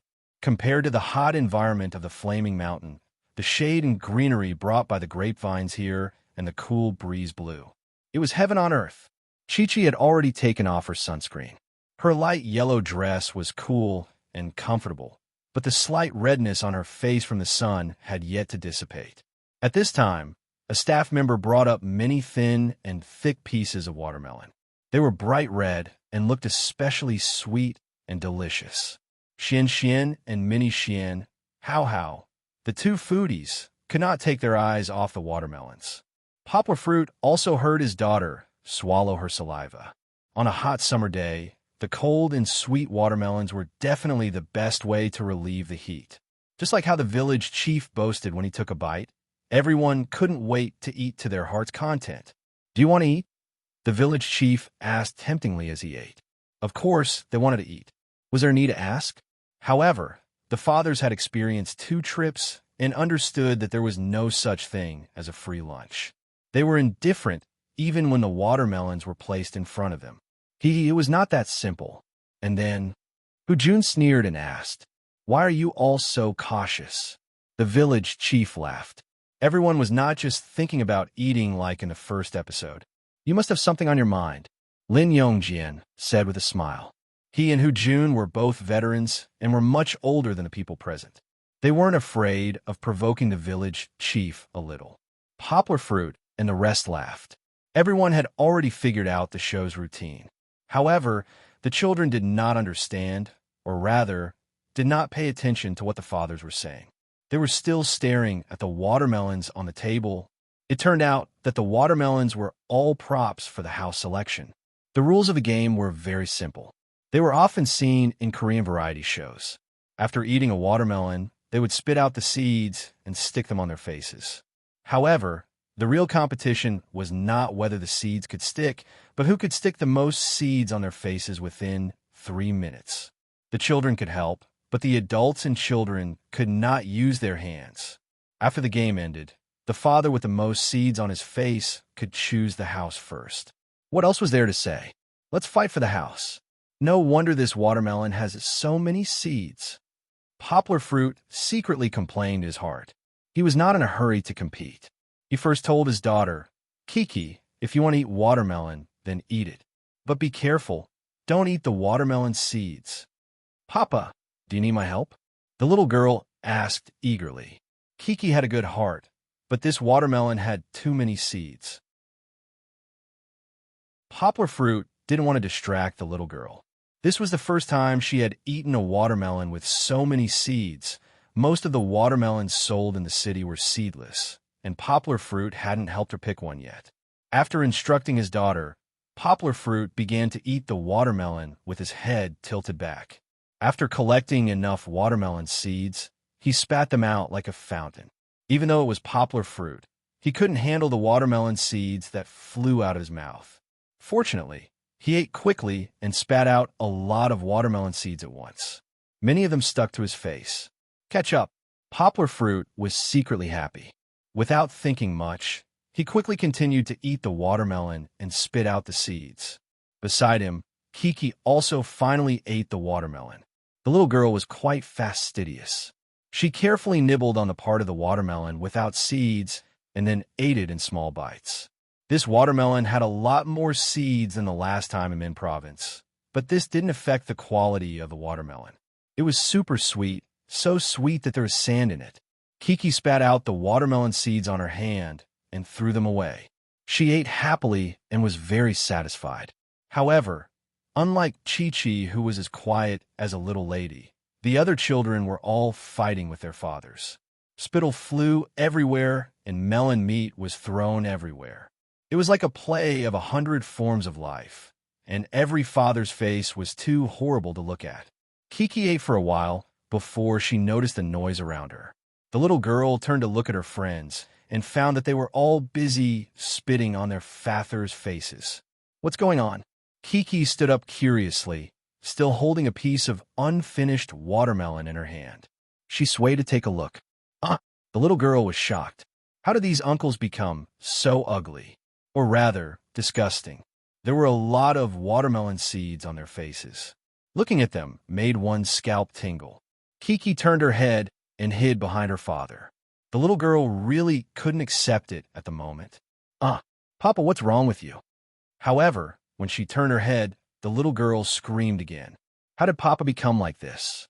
It seemed that the little girl had been drooling while looking at the watermelon and didn't pay attention to what the village chief said. The little girl was shocked at first and subconsciously wanted to run away. However, she quickly realized that this was her father. She had to save her father. The little girl became anxious. She threw the watermelon aside and then slapped her face with her 2 small hands like a cat's claws. The watermelon seeds on her father's face flew everywhere. She also turned her head to the side and closed her eyes, screaming again and again. It could be seen that this was the first time the little girl came in contact with such a terrible side of her father. However, the watermelon seeds that Poplar Fruit had painstakingly collected for almost 2 minutes were swept to the ground by Kiki. It seemed like a long time, but it happened in an instant. Even Poplar Fruit didn't have time to react. When he grabbed his daughter's little hand, his face was almost as clean as a mirror. This scene, the audience was somewhat surprised. Poplar Fruit was a little depressed, but Kiki saw that her father's face was clean again. She suddenly plunged into Poplar Fruit's arms and said happily, "Papa, You're not sick. I was scared. What a little fool. Poplar Fruit had to spend a little more time to explain to Kiki what was going on. Papa is not sick. We're playing a game. Come on, spit the watermelon seeds on Papa's face. Otherwise, we're going to live in the worst house today. Poplar Fruit rubbed his daughter's head and laughed. Only then did Chi-Chi realize that she had made a big mistake and even caused her father to fall into a trap. She blushed and quickly helped her father finish the game. In the last few seconds, Poplar Fruit worked very hard. He ate the watermelon in big mouthfuls and then spat out the watermelon seeds on his face. Poplar Fruit was working hard. Suddenly, a small head came over. It was Kiki. The little girl's mouth was pouting and her cheeks were a little bulging. Huh? No way. Wait. Before Poplar Fruit had time to shout, a line of sticky watermelon juice poured down from the bridge of his nose and eyes. Kiki and the watermelon seeds were all on Papa's face. Can this game still be played? Poplar Fruit wanted to cry, but couldn't.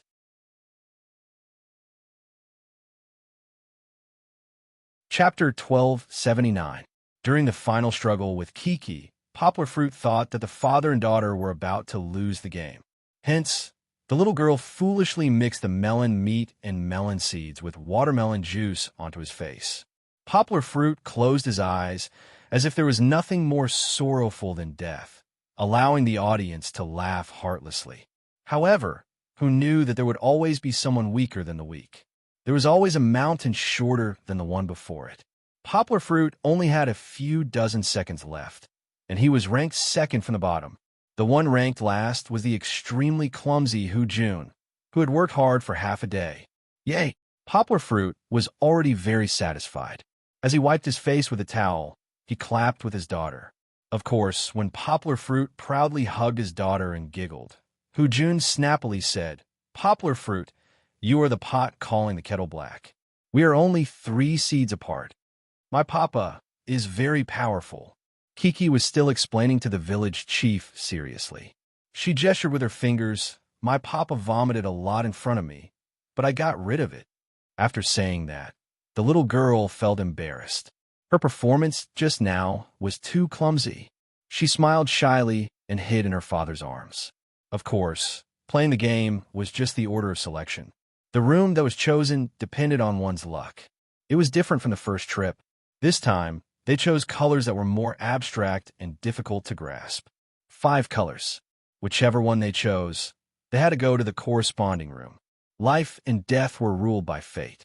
Wealth and honor were ruled by the heavens. It did not mean that the first one to choose would have the chance to choose a good room. The first one to choose was Nua-E. Encountering such a choice again, everyone recalled the first episode. Louis had been too happy too early, which led to the tragedy of courting death. Nua-E picked up the blue card and saw the number 1 on the card. It meant room number 1. He happily said to Louis, "We're in first place. Dad, we've won." Everyone roared with laughter.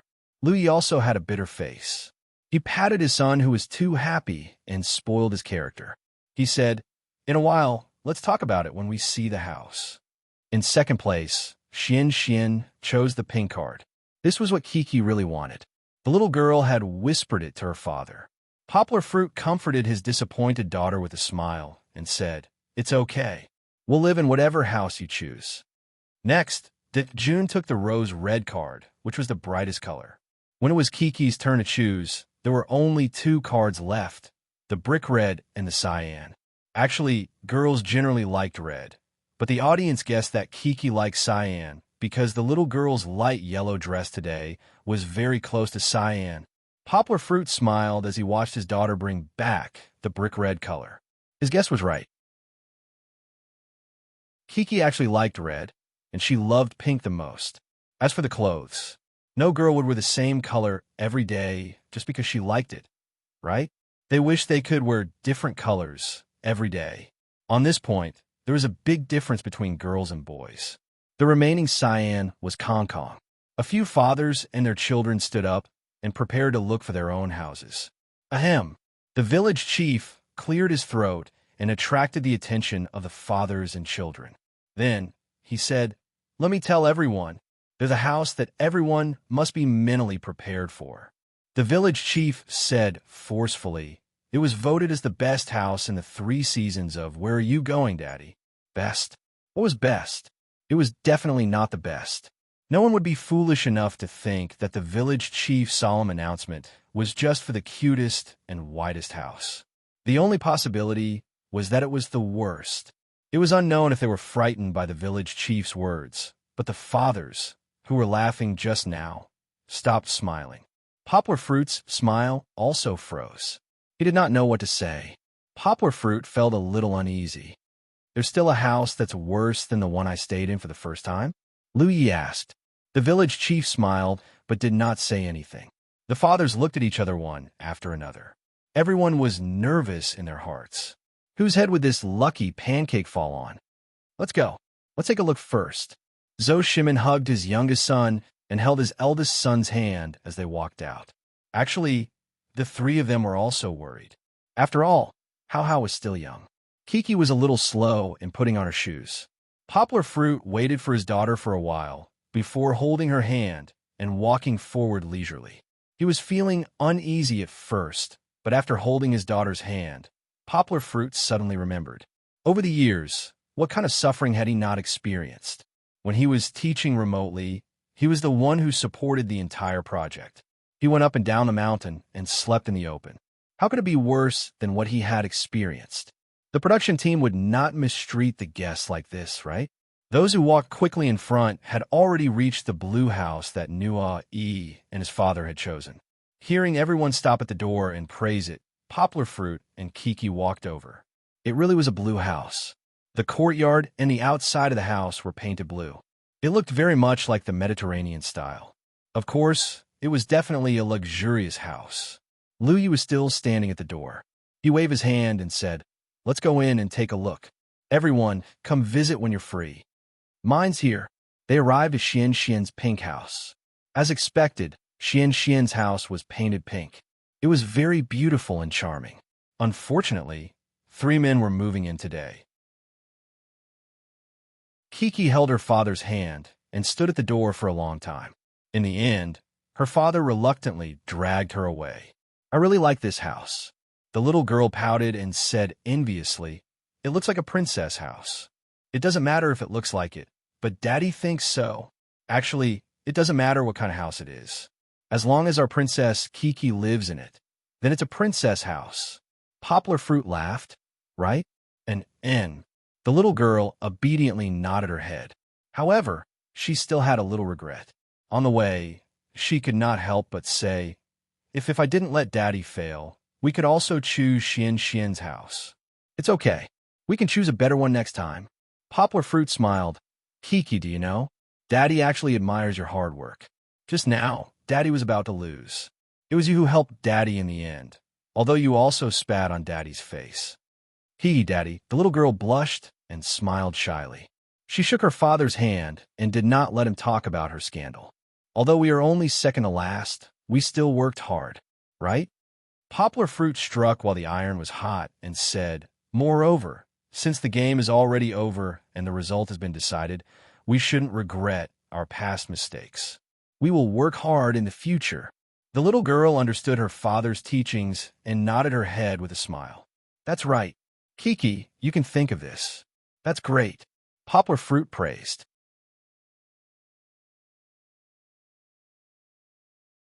Chapter 1280. Poplar Fruit and Kiki didn't walk fast because they stayed for a while at Nua E and Xian Xian's house before falling behind. He didn't know what kind of expression Jun and Lin Yongjian had when they passed by his house. If he knew, he definitely wouldn't have laughed when he saw the 3rd house from afar. "Papa, I see it. It's our house." The little girl held her father's hand as if she was leisurely touring a quaint Jiangnan town. Of course, it could also be that the weather was too hot and the little girl was in low spirits after sweating a lot in the morning. "Yes, we're here. Look at the courtyard. It's not bad. We shouldn't be the worst." Poplar Fruit smiled and said in a good mood. The quaint iron gate was wide open. Before they walked in, they could feel the lush greenery in the courtyard. The grapevines were naughtily climbing out of the gate. However, Poplar Fruit neglected one point. The grapevines growing well didn't necessarily mean that the environment was pleasant and comfortable. It could also be the result of no one taking care of it for a long time. Poplar Fruit held his daughter's hand and took a step in. He already saw a scene he didn't want to see. A towering tree separated the front and back. The front was fine, but behind it, there was an endless stretch of broken walls. There was no bustling courtyard, only a few desolate, unfinished buildings. Was this a courtyard? Was this a place where people lived? Why did it feel like it was a wilderness with green mountains and clear water and a house made of mud? Yes, the place they entered was indeed not bad.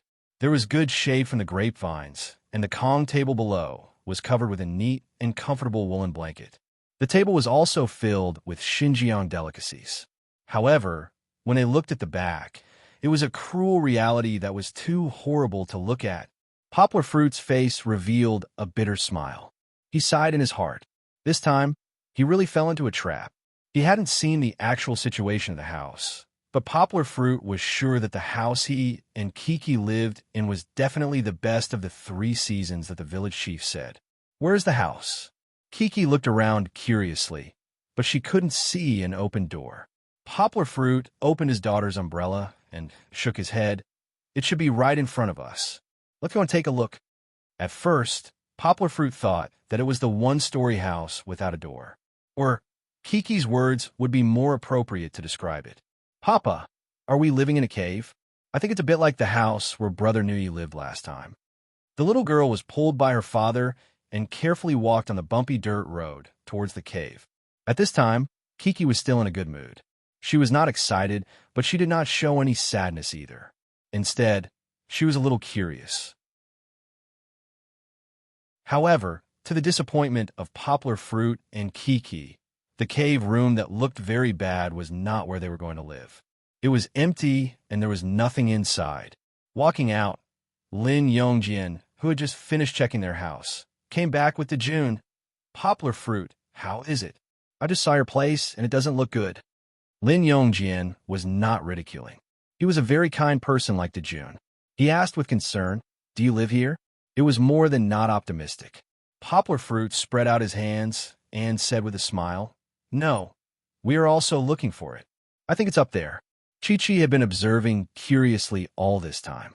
She pointed at the observation deck that was 3 stories high and said, "There? That place was even worse. It looked like a few carelessly built house shelves. There was a stone staircase and a wooden staircase that creaked. There was only a handrail on one side. If one was not careful, one might fall down." Kiki and Dejun both wanted to take a look in high spirits, as if they were particularly adventurous.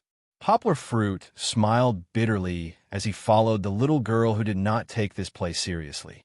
He carefully protected the 2 of them as they walked up. "It's really here." Kiki walked up first and looked inside. She happily turned back to her father to take credit. "It's there. What's there to be happy about?" Poplar Fruit smiled bitterly as he followed his daughter in. "You live here?" Lin Yongjian followed behind and shouted in surprise. How could he not be surprised? 4 sides. There was wind on all sides. The walls stretched as far as the eye could see. Above their heads, there was not even a roof. The sunlight seeped through the scattered and sparse branches. The entire house felt the same scorching heat as the outside world. Poplar Fruit quickly held up an umbrella for his daughter.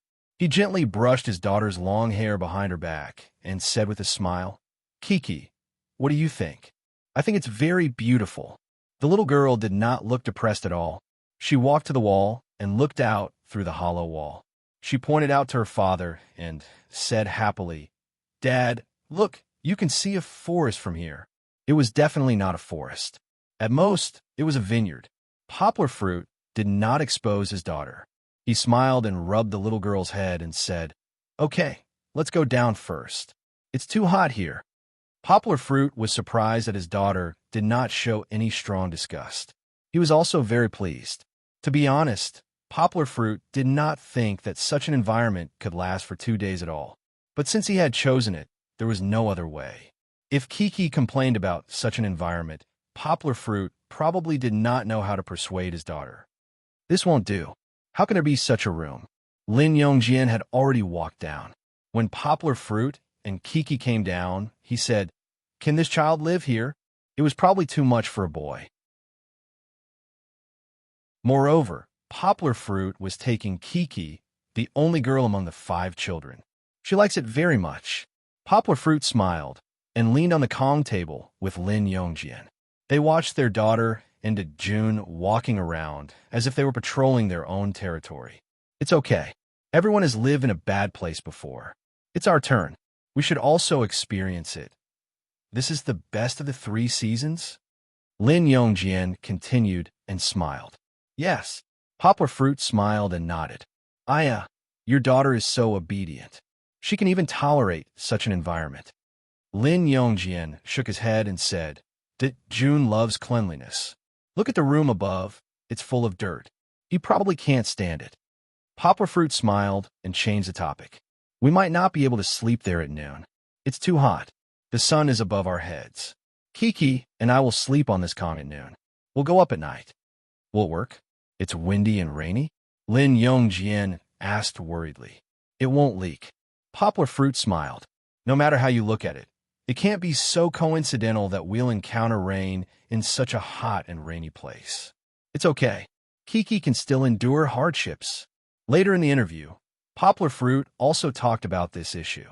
Regarding his daughter's reaction, Poplar Fruit was pleasantly surprised. He did not expect that the little girl would not mind such a harsh environment at all. I used to take her to the Miao village in Guishan province. The poor, simple, and harsh environment was already very bad, but I didn't expect the house to be even worse this time. It's like living in the wilderness. Poplar Fruit smiled. Maybe it's because she's lived in both good and bad environments. She's not as delicate as everyone thinks. Poplar Fruit's lips curled up slightly. He was proud of his daughter.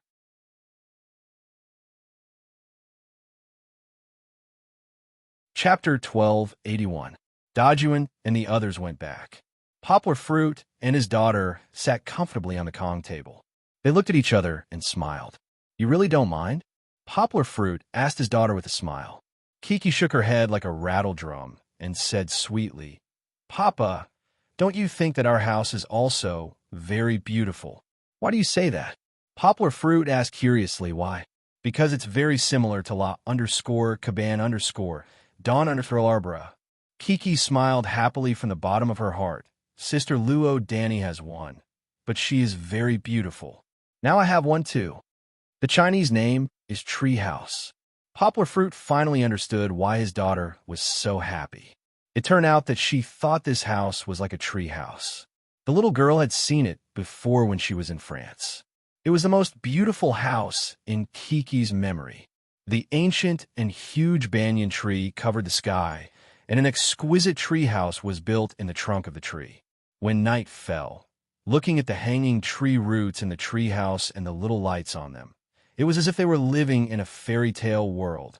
As long as one was a child, one could not refuse such a romantic and beautiful treehouse. Living here, one could walk into sweet and beautiful dreams every day. But this leaky house of ours, other than the ceiling, which was randomly built with branches, doesn't look like a tree house at all. He really did not know how the little girl associated it with a tree house. But Poplar Fruit would not interrupt his daughter's imagination. He smiled and said, yes. Dad also thinks it's very beautiful. Moreover, Dad thinks it's even more beautiful than Sister Luo Danny's. Think about it. At night, the sun goes down and the moon rises. The stars in the sky are blinking mischievously. You and Dad can comfortably lie on the bed and look at the bright galaxy. These are real stars.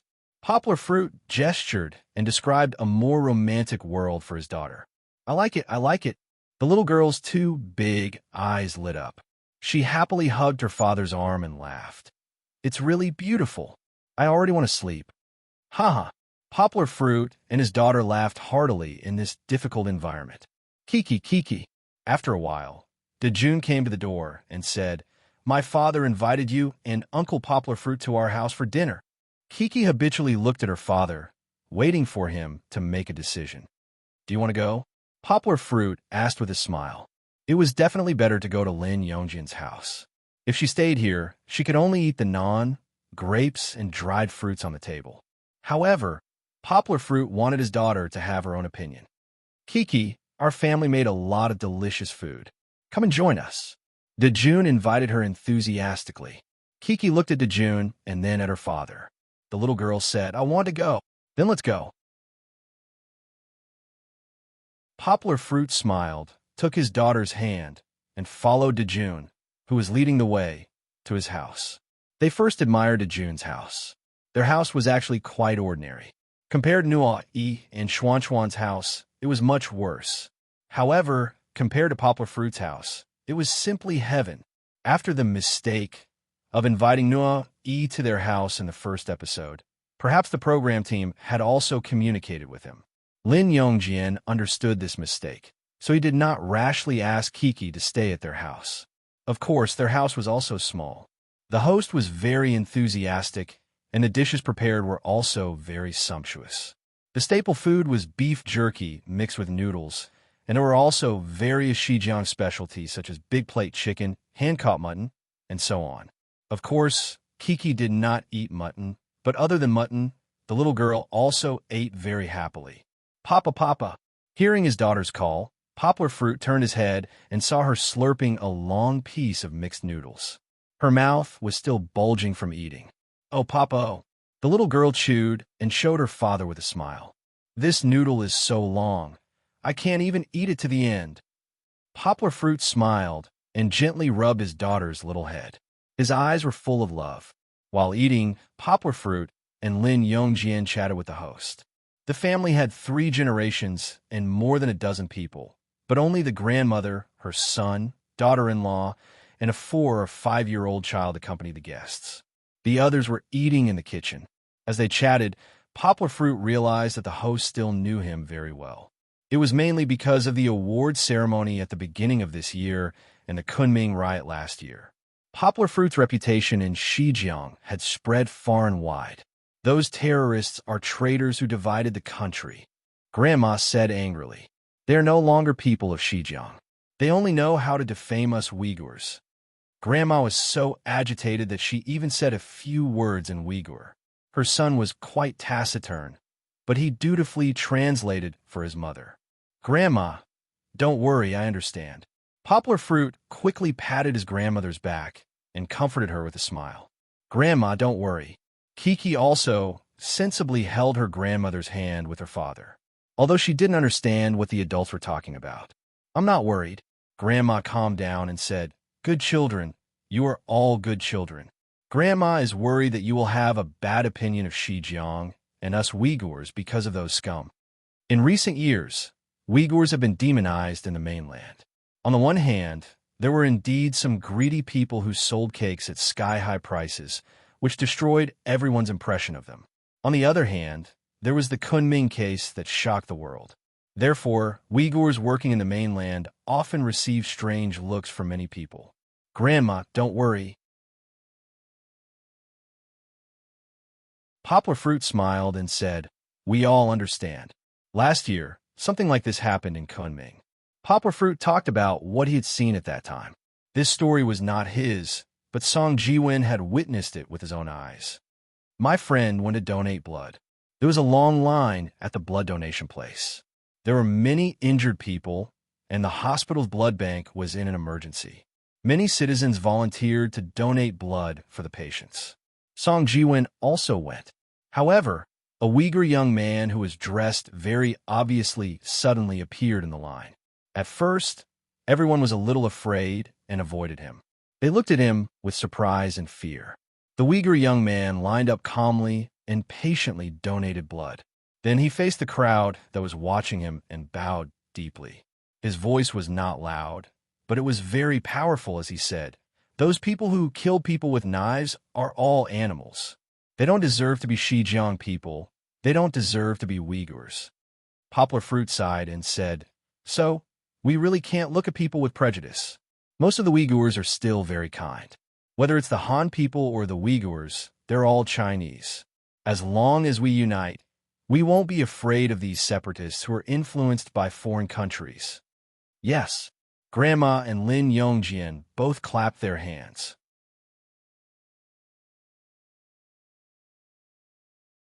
Chapter 1282. Putting aside those slightly heavy matters, Poplar Fruit and Lin Yongjian chatted happily with their grandmother's family. From them, Poplar Fruit learned some stories about the grapevine ditch. First of all, the grapevine ditch was not a nameless place. In China, as long as one traveled to Xinjiang, it was impossible for anyone who did enough homework not to know about the grapevine ditch. It was one of the best and was ranked as a national 5A scenic spot, the top, along with the Forbidden City, Li River, and other famous scenic spots.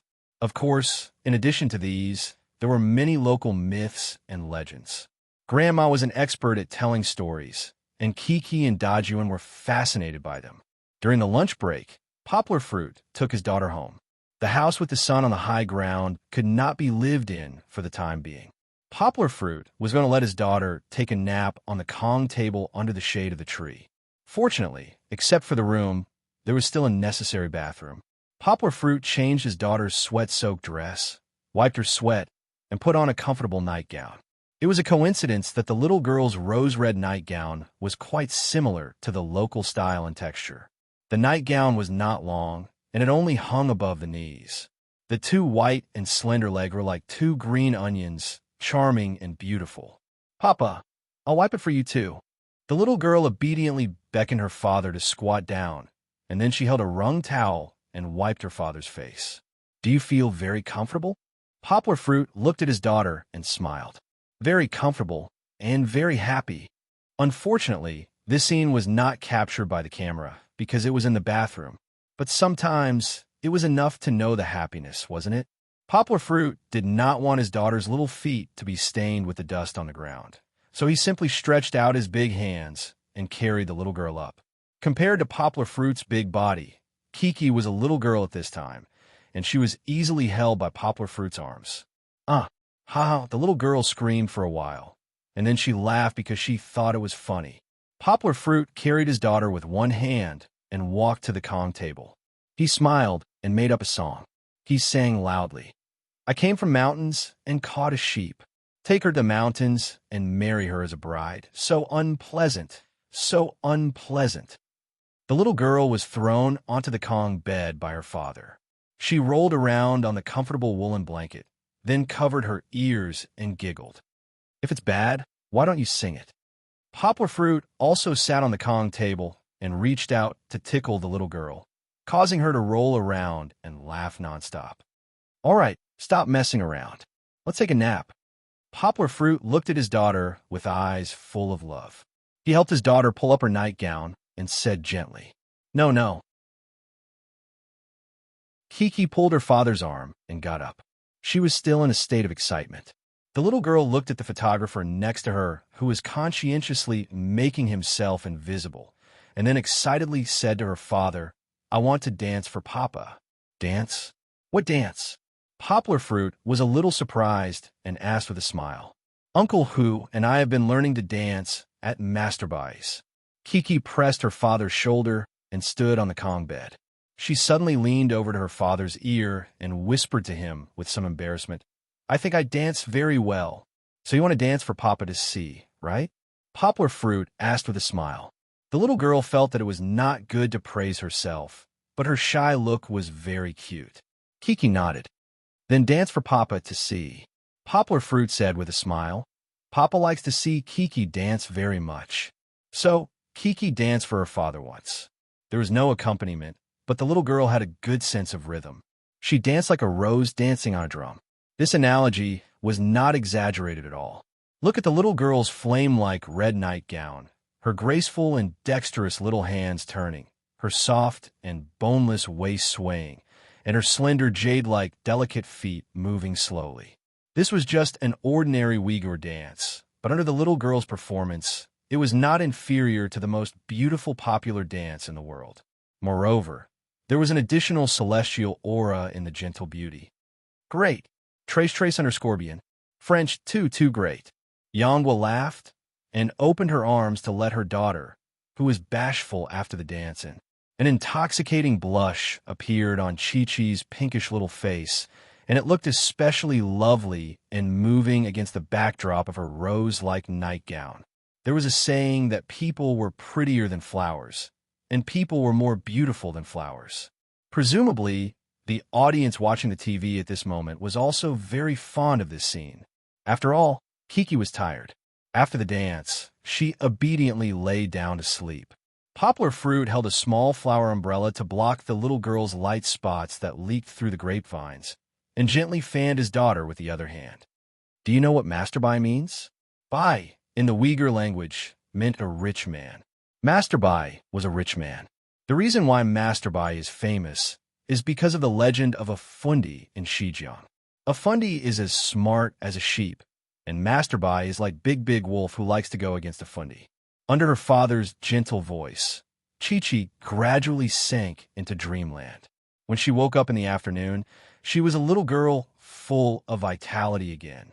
Poplar Fruit changed his daughter into a red and white striped dress. The dress was waist-tight, which suited Kiki's slim figure very well. The hem only reached her knees, and the delicate crochet pattern was like lace, adding a touch of moving beauty to the regular stripes. The dress was, of course, one of the clothes that Zheng Yujia bought for Kiki. Poplar Fruit and Fong Bei were not as fashionable as her when it came to dressing up.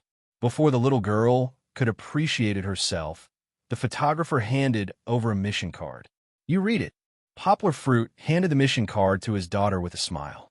Kiki took it graciously and sat down in her father's arms. She pointed at the mission card and read it word by word. Please dress yourself up with grapes to participate in the grape festival in the afternoon. There's a grape festival in the afternoon. Kiki turned around happily and asked, Papa, will there be a lot of grapes to eat? Don't be happy so early. We still have to dress up first. Poplar Fruit smiled and rubbed his daughter's little head. He turned to look at the photographer and asked helplessly, Brother, how should we dress up? Kiki did not think too much. She only thought about eating, but Poplar Fruit was depressed. Dress up with grapes? Can grapes be dressed up? Grapes are not cosmetics. The photographer placed 2 baskets in front of Poplar Fruit. One was Uyghur silk cloth, and the other was a basket of grapes. Hey, don't eat them. Poplar Fruit smiled and stopped his daughter's claws from reaching out to the grapes. He said, These are the jewels and jades that you and your father will use to dress up this afternoon.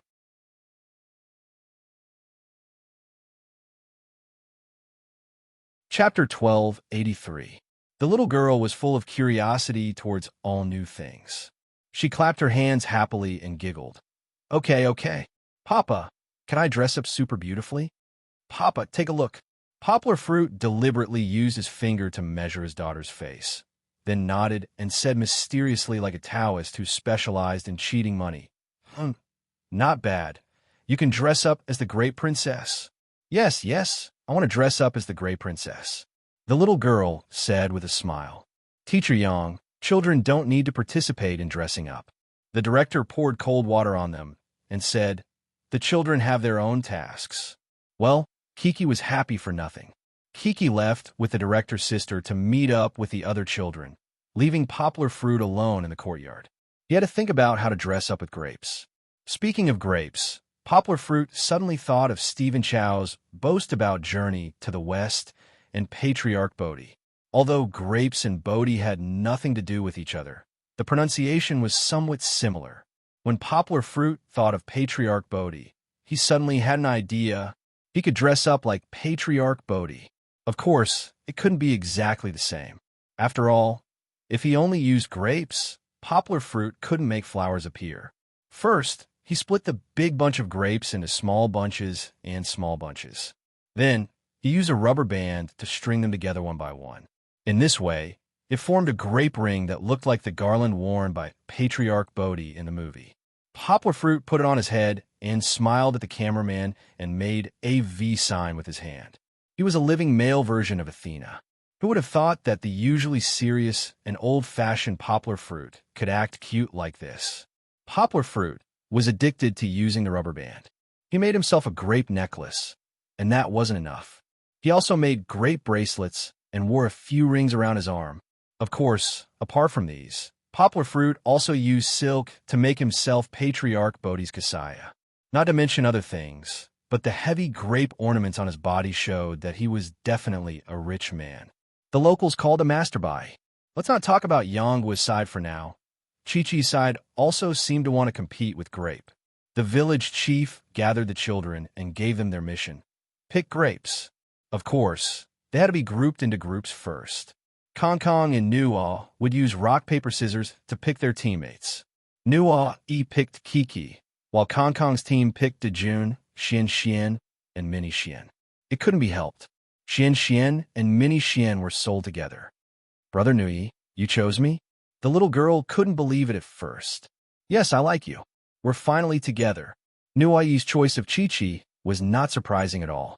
The two children had already become very good friends during their second journey. Yay, yay. The two children hugged each other passionately, then held hands and jumped happily together. They were in high spirits. Compared to the depressed atmosphere of the other team, one was happy and the other was sad, especially Xian Xian. Little chubby Xian with curly hair kept looking at Nuo, hoping that he would choose him to join Sister Kiki's team. That way, he could be with Sister Kiki. Unfortunately, it was unknown whether it was fate playing a joke on him or little chubby Xian was punished for falling in love with his beautiful sister during lunch. But Xian Xian was chosen by Kong Kong.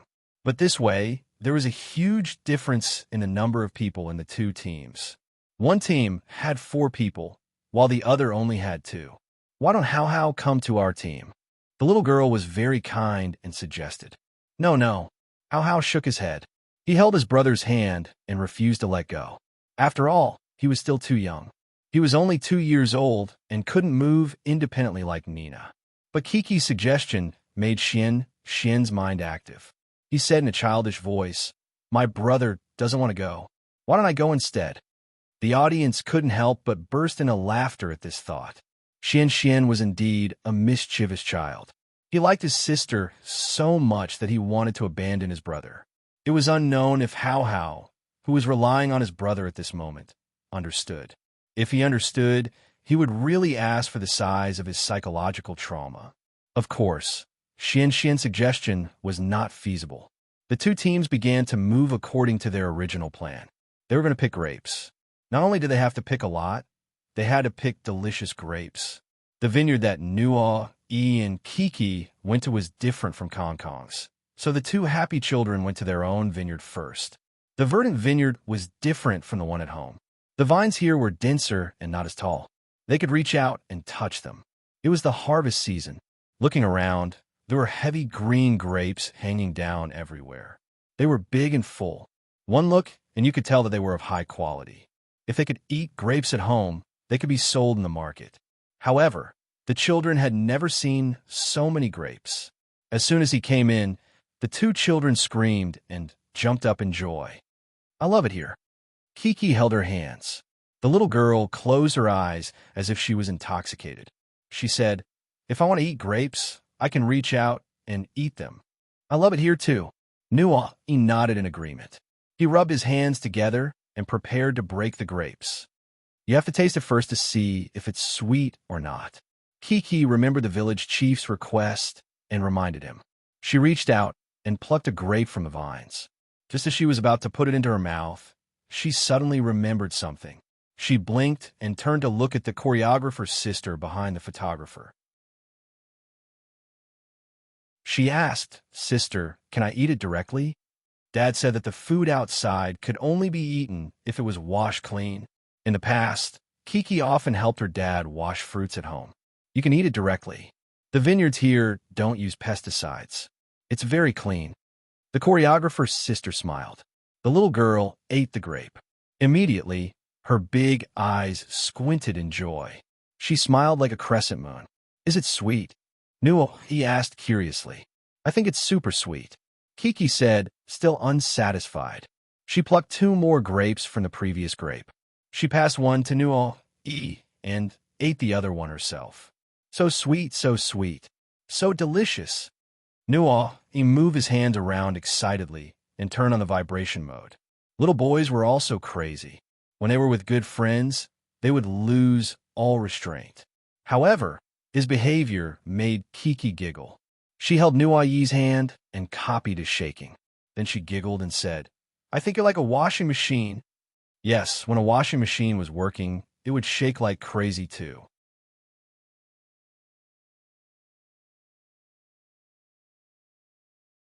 Chapter 1284. Kiki wasn't the only one who was happy to pick grapes with her friends. No, he was happy too. To him, Chi-Chi was the same as Dejun. They were both good friends. However, as a girl, a bright and cute girl, a pretty and smart girl, Kiki had a unique attraction to the little boy. It wasn't hard to explain why Nuo he was so excited when he was able to do a mission with Kiki alone, in front of the girl he liked. Not to the extent of adoration. The little boy tried his best to show off. For example, he tried his best to pick the biggest bunch of grapes. AI. However, he overestimated his strength. No matter how hard he tugged, he couldn't pick the bunch of grapes. I think this is delicious. I think this is delicious too. Kiki, the little glutton, used the excuse of wanting to taste the grapes to run around the vineyard. Her mouth was full of grapes, and her hands were holding a few more grapes, preparing to stuff them into the vineyard. Looking at her smiling eyes, it was obvious that the little girl was eating happily. However, when Chi-Chi heard Nuayi's laborious cries, she turned around and skipped over.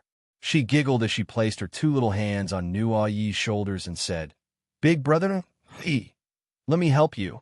This afternoon, Nuayi was wearing a red top, the same color as Chi-Chi's dress. Of course, the clothes worn by the little girl were nicer. She was like her father, tall and well-proportioned. She was like a clothes hanger. No matter what she wore, she would be able to bring out the taste of fashion.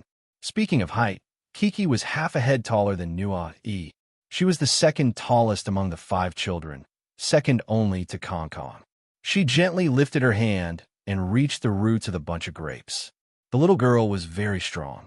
With a gentle tug, she helped her friend pluck the bunch of grapes. "Brother No-e, this is for you." Kiki plucked it and placed it in Nua-ye's arms. Then, she told Nua-e about her discovery. "Let's pluck this, okay? I ate it just now. It's super sweet, sweeter than the rest." "Kiki, but I can't help you," Nua-e said with difficulty. He needed 2 hands to hold the big bunch of grapes. It wasn't because they were heavy, but because they were too big. It was very difficult to handle them with one hand.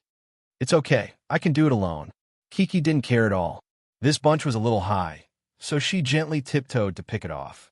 Then, Chi-Chi used her other hand to pluck a bunch of them. However, after picking 2 skewers, Kiki's hands were full. She looked at her friend and spread out her hands. She said regretfully, "Well, now I don't have hands to pick grapes.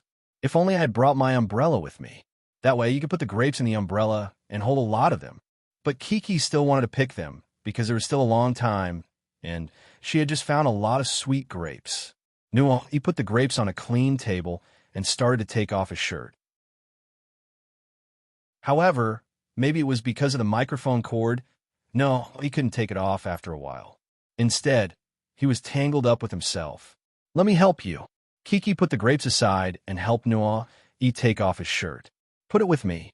It turned out that Nua-e had decided to make a cloth bag out of his clothes so that he could carry more grapes.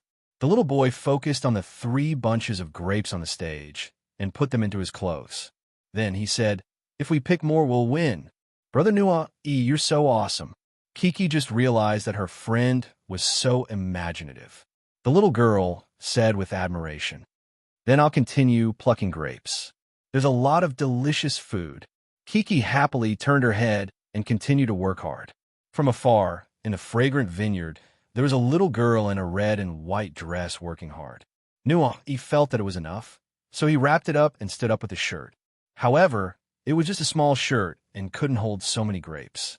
Once he stood up, a bunch of grapes fell to the ground. The little boy said in annoyance, "Kiki, no, they all fell." At this time, Kiki came back with 2 bunches of grapes. She and Nuo-e looked at each other and didn't know what to do. "It's okay, I'll help you pick them up." The little girl was still very energetic. She worked hard to pick up the grapes on the ground and put them on the table with her newly plucked grapes. Now, she had to solve the problem of where to put the grapes. The little girl remembered that when she woke up in the afternoon, the photographer handed over the props. Those grapes were all in a bamboo basket. The little girl had a flash of inspiration and said to him, Brother, no, I have a good idea. My papa and I live nearby. I'll ask my papa for a basket first. Then I'll come back and pick grapes with you. Kiki said happily. The basket can hold a lot of grapes. Okay then. Nuai nodded. However, before Kiki ran out of the vineyard, the little boy was unwilling to stand there alone. He shouted, Kiki, wait for me. I want to go too. Noah, he held the grapes wrapped in clothes and forgot to put them down. He hurried to catch up with Kiki. The two children held hands and went to find the basket. In fact, Kiki didn't return to her own home because Brother Lin Yongjin's home was closer. At the gate of the courtyard, Kiki saw Uncle Lin Yongjin's strange outfit and was attracted to go in. Please call me Uncle my matey. Uncle my matey, who had become very funny after the disguise, asked for the basket. The two children laughed and chased each other back to the orchard. Kiki's slender legs were unusually fast when she ran. In a flash, he shouted, Aya, wait for me, Kiki. The little foodie really wanted to eat grapes, but she also wanted to win. So Kiki put in a lot of effort. One moment she was picking grapes. The next moment, she heard Nuai Yi's call to help. In a short while, the basket was filled with grapes. She was very efficient. However, something happened to Nuai Yi again. He actually wanted to put on his shirt, but his clothes were all tangled up, and he couldn't open them no matter how hard he tried. When he saw Chi-Chi coming over, he called out weakly, help me. Kiki was of course willing to help, but she misunderstood and thought that Nuai Yi wanted her to help pick grapes. In the end, she agreed but left Nuai Yi hanging there. The little boy was a little anxious, and his temper slowly rose.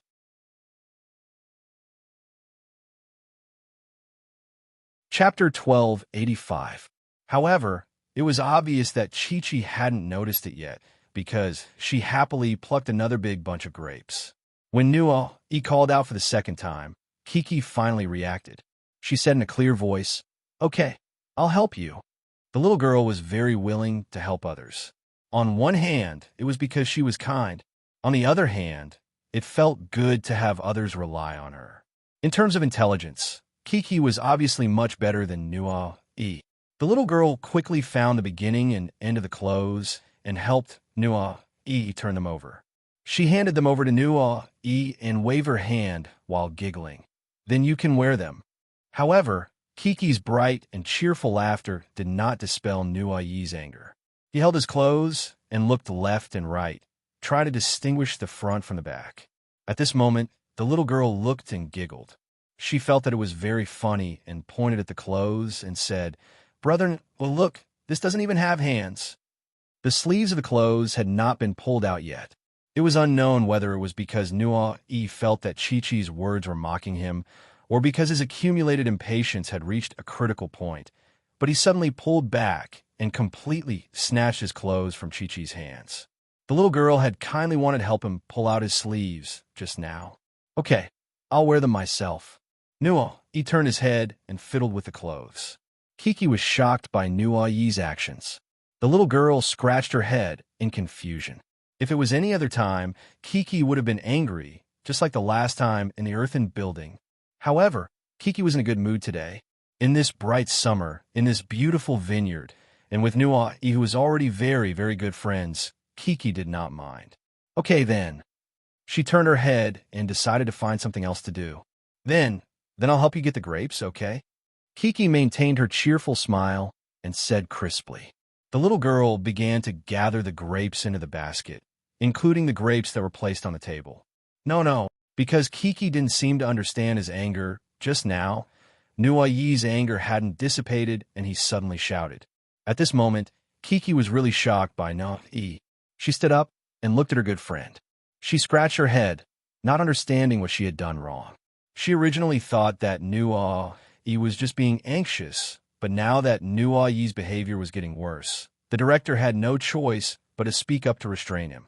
Nuai Yi, you can't do this. Although the program was to allow the children to express themselves freely as much as possible and let them show their natural instincts, being too casual was not necessarily a good thing for the program.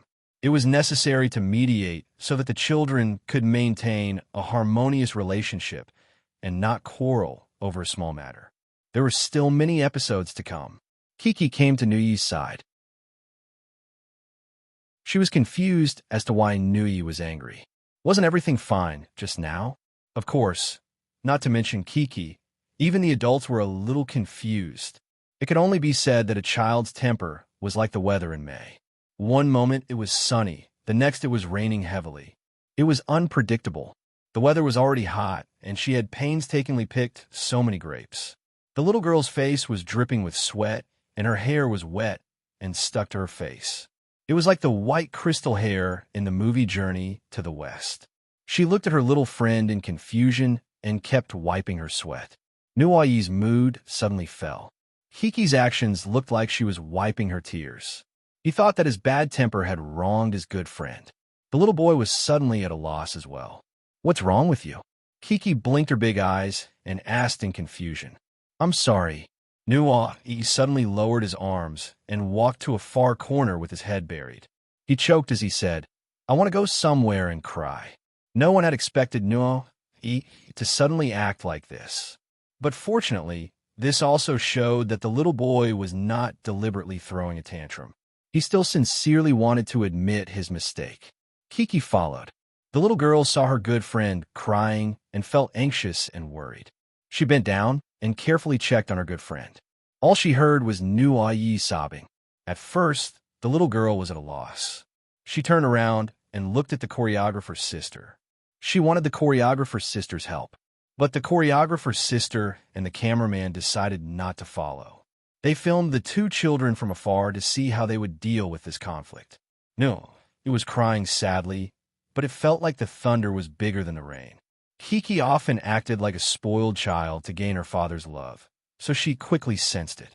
The little girl asked in confusion, "Are you pretending to cry?" She did not mean to blame him. The little girl felt that it was funny and giggled. "No, sob. No." He was so anxious that he really cried, but no one could tell as he covered his face. I don't want you to be angry." "I'm not angry." Kiki waved her hand and smiled. "You were angry just now." The little girl's logic was very clear, but at this time, she really wanted her good friend to not cry so sadly, because the kind Kiki felt that if he cried, she would also feel very sad. I'm not Nuyi anymore." Chi-Chi's words made Nuyi feel even more guilty. He broke down and started to cry. His voice was filled with guilt, and it made people who heard it panic. Of course, this sentence sounded a little funny to the audience. However, Kiki cared more about her good friend's feelings. She squatted down and gently patted Nuyi's back like how her father usually comforted her. "Brother Nuyi, don't be sad, okay? I'm not angry." Kiki's voice was soft and pleasant. "We are good friends, so we will forgive each other. So don't cry, okay? Are we still good friends?" Nuyi was still covering his face. He peeked at Kiki, who was smiling like a flower, and asked pitifully. At this time, he was still a little nervous. The reason why he regretted so much and cried so guiltily was because he was worried that he would lose his favorite friend because of this quarrel. Of course, Kiki smiled sweetly. The little girl stretched out her white and tender little hand. Nuyi was stunned for a moment before he handed over one of his hands. Kiki used her strength and gently pulled Nuyi, who was gradually calming down, up. She gave him a reassuring hug, then smiled mischievously and skipped away. "He's not angry anymore." Kiki ran in front of the director to ask for credit. She returned to her excited and lively state when she was picking grapes. She giggled, danced, and made playful faces. On the other side, Nuyi, who was gradually calming down, looked at his cute little sister with a smile on his face. Chapter 1286. Poplar Fruit, who had finished dressing up, was finally ready to go. After tidying up, he confidently walked out of the courtyard. It was impossible to be confident. Poplar Fruit had just taken a step when he shrunk back. He nervously turned to ask the cameraman.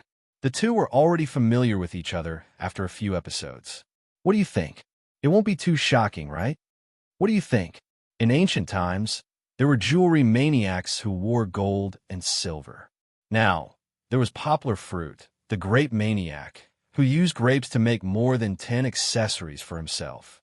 His head, ears, neck, arms, wrists, waist, and even his thighs were covered in grape jewelry. That's right, it's not too heavy.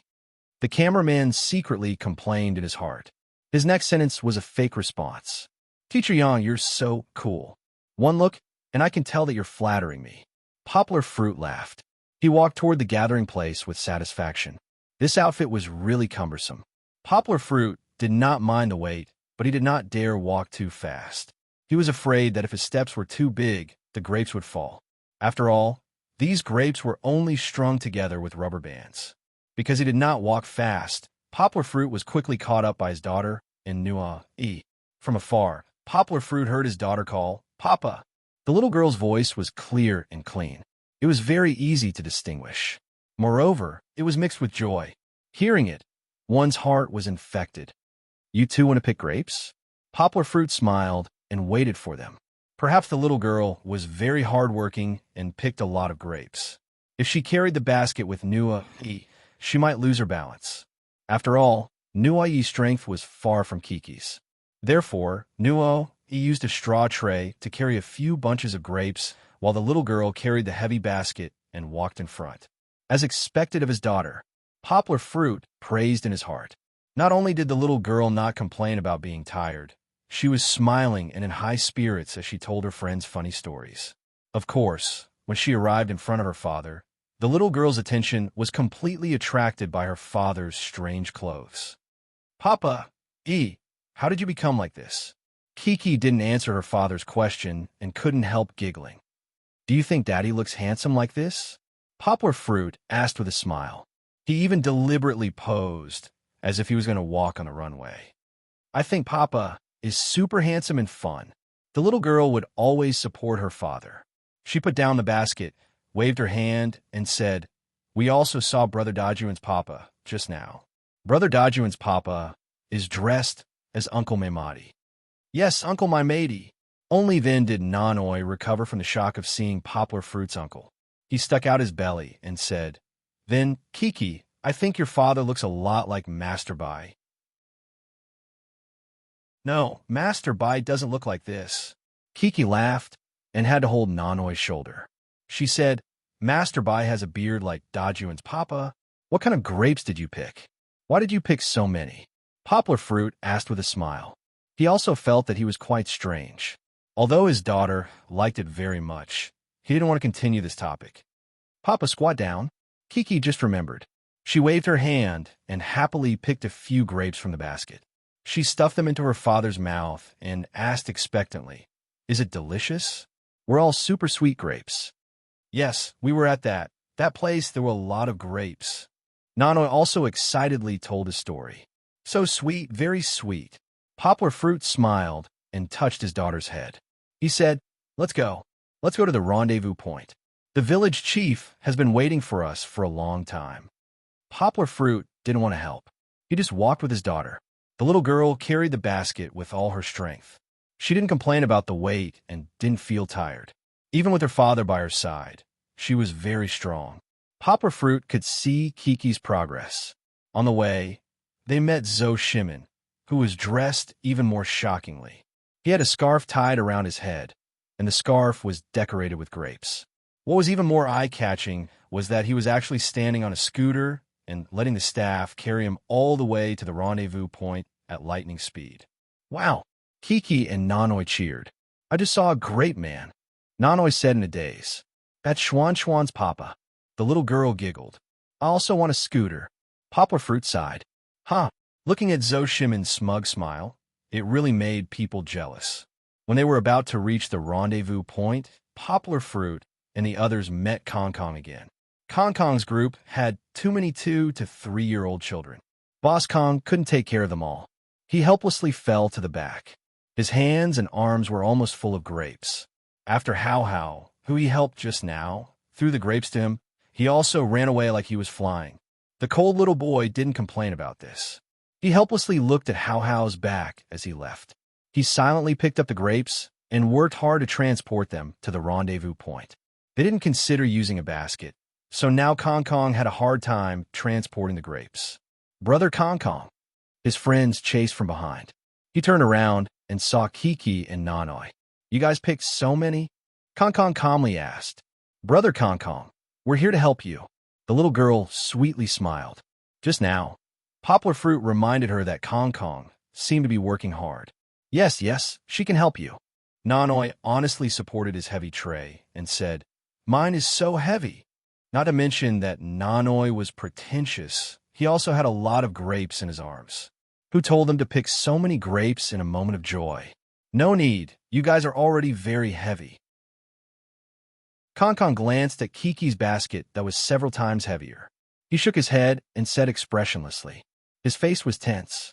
When he turned around and saw his sister running happily over, he was also pleasantly surprised. But now she was shy. Poplar Fruit stood behind with a smile.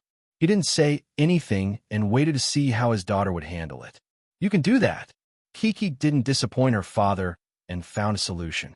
She put down the basket and helped Brother Kong take the grapes that were about to fall out of his hands. She put them into her own basket and said, Brother Kong, put them in too. Then, we'll carry the basket together, okay? Kiki, you have to remember that Brother Kong's are a few bunches. Later, you have to return them to Brother Kong. Poplar Fruit reminded her with a smile. I remember. The little girl happily squatted by the basket and said, Papa, look, Brother Kong's are this. Thank you. Kong was helped, but he could also breathe a sigh of relief. He didn't have to continue to be on tenterhooks about the grapes falling. Kiki and Kong lifted the basket together. Kiki was very strong. Because of Kong's age, the little boy's strength wasn't bad either. They complemented each other perfectly. No need to thank me. We're good friends, so we have to help each other, Kiki said with a bright smile. That pure and beautiful flower of friendship had bloomed in this beautiful midsummer. Chapter 12, 87. Nua-e and Xian's fondness for Kiki was very obvious. However, he was different from Xian. He treated Kiki as a good friend and was not as possessive as Xian. Hence, when Kiki helped Brother Kong, he was vexed. I'm carrying too much weight. I can't help you. When they arrived at the gathering point, the fathers were all dressed up in all sorts of weird ways. Poplar Fruit thought that he was cool enough, but when he saw Zhou Shimin, Lu Yi, and the rest, he smiled and cupped his hands, admitting defeat. Zhou Shimin did not care about his image. Poplar Fruit did not notice earlier, but now he realized that he had stuffed 2 bunches of grapes in front of his chest. He looked like a female version of Michael Jackson. Daddy has me. When Xian saw his father's appearance, he dodged and rushed towards his father, scaring Zhou Shimin so much that he ran away. Don't pinch anymore. If you pinch anymore, it will explode. On the other side, after Kiki helped Brother Kong distribute his grapes, she skipped over to her father's side. Daddy, I want to wear it too. I think it's so pretty. She was referring to the grape wreath on Poplar Fruit's head. The little girl had expressed her interest on the way there. Poplar Fruit smiled brightly. He took off the grape wreath and gently placed it on his daughter's head. He smiled and said, After you put it on, don't jump around. Otherwise, it will fall off. Of course, Kiki was also very careful. She did not dare to raise her head and only tensed her neck nervously. Then, she pulled her father's hand and asked, Daddy, look, have I become more beautiful? Of course, you are the most beautiful. Poplar Fruit used his index finger to scratch his daughter's nose and smiled. The grape picking competition was about to begin. The village chief wanted to judge which team picked the sweetest grapes. In order to prove themselves, the children all went forward and picked their grapes to feed the village chief. What made people not know whether to laugh or cry was still Chi and Xian. Chi wanted to eat it herself, so she stuffed it into the village chief's mouth while she ate it herself. Xian, on the other hand, grabbed a handful full of food and kept feeding it to the village chief. The village chief's mouth was stuffed full, and he couldn't stop eating. Although there were 4 people in Kong's team, they didn't manage to pick many grapes. The main reason was that they lacked tools like baskets. Each person could only carry a few grapes, so the capacity of their hands was limited. In the end, Chi-Chi's team won. Kong's score was 38 kilograms, while Kiki's score was almost 7 kilograms. Of course, the prize lollipops were shared among the 6 children. All right, next, we're going to the location of the Grape Festival. Under the village chief's command, the children and their fathers all walked out of the door. Wow, what is this? Kiki excitedly held her father's hand and asked. There were many motorcycles parked in front of the door. Not to mention the photographers, there were 5 very fashionable scooters that surprised the children. Weren't those Zoshimin scooters? It turned out that these scooters were the father's transport to the Grape Festival. Give the garland to Daddy. Poplar Fruit smiled as he put on a safety helmet for his daughter. Are we going to take this scooter? Kiki looked at her father happily and asked. Yes. Come, stand on it. Poplar Fruit sat on the scooter first. The seat of the scooter wasn't big, so it could only fit one adult. However, the children's butts weren't big, so they could sit in front of their fathers. They could also stand, but standing wasn't very safe. Hold on tight here. When Daddy drives later, you can't let go, okay? Poplar Fruit smiled as he let his daughter hold on to the headlights. He said gently, because if you hold on tight, Daddy can protect you better. Daddy, I want to ride it too. The little girl looked left and right excitedly. She couldn't wait to become a female rider who drove a beautiful scooter. Not now. You have to wait until you grow up. Poplar Fruit laughed and said. Touching the scooter, Poplar Fruit suddenly recalled some memories. It was more than 10 years ago when he was still in junior high school. However, because he had to go to the county to study, every Sunday night, his father would drive him to the county to study. Although it was a woman's scooter, although the color of the scooter was extremely red, and although people would look at him strangely when he went to the county, that was Poplar Fruit's best memory. The cool wind blew and dust flew, but his father's broad chest was his warmest support. Just like now, when Kiki sat on the scooter, she was nervously leaning on his chest. Of course, that Milan had long been sold to some junkyard. After his life was better, his sister also changed his father's scooter, but that memory was forever engraved in Poplar Fruit's mind. Kiki had sat on a scooter before, but it was very rare. But this time, his father's experience awakened Poplar Fruit's memory. He didn't know if it could also leave a strong mark in Kiki's childhood. Wow, it seemed that there was hope. The little girl sat on the scooter, happily shouting nonstop. She was not nervous at all. Instead, she was very excited.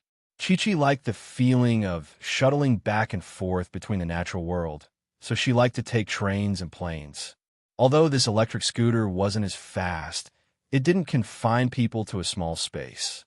She could feel the charm of nature intimately. Daddy, I like it here. Kiki turned her head and said happily. Of course, the little girl was wearing a helmet, so she couldn't turn around no matter how hard she tried. Daddy also thinks it's fun. Poplar Fruit laughed. He seemed to have found his long-lost childhood. Daddy, let's buy a scooter like this at home, okay? Kiki asked. No underscore problem. The father and daughter's voices drifted along the winding path between the green trees, as if the drones flying in the air could hear them. When they arrived at the ancient city where the Grape Festival was held, it was like coming to Disneyland in Shijian. Although there weren't all kinds of fun animated characters to welcome them, the antique castle was still a feast for the children's eyes. They walked through the garden, walked up the stairs, and stepped on the wide platform of the castle. From afar, they could hear beautiful music. After they came up, they saw a huge group of singing and dancing people welcoming them. Enthusiastic Uyghur girls carried baskets of sweet melons and fruits, while countless beauties in splendid attire danced gracefully in the large square and on the higher floors of the castle. Other than beauties, there were also handsome men. Groups of Uyghur youths also danced to the rhythm of the music and danced in unison. It was so wonderful that it was too much for the eyes to take in. They really didn't even have time to eat. That you're tuning into the Romance Rendezvous YouTube channel. We're so grateful for your support, and don't forget to subscribe to join us on this incredible journey through captivating stories. Your generosity through donations truly makes a world of difference, as it's the primary source of revenue that allows me to expand and enhance this channel for you. Thank you from the bottom of my heart for being a part of this adventure.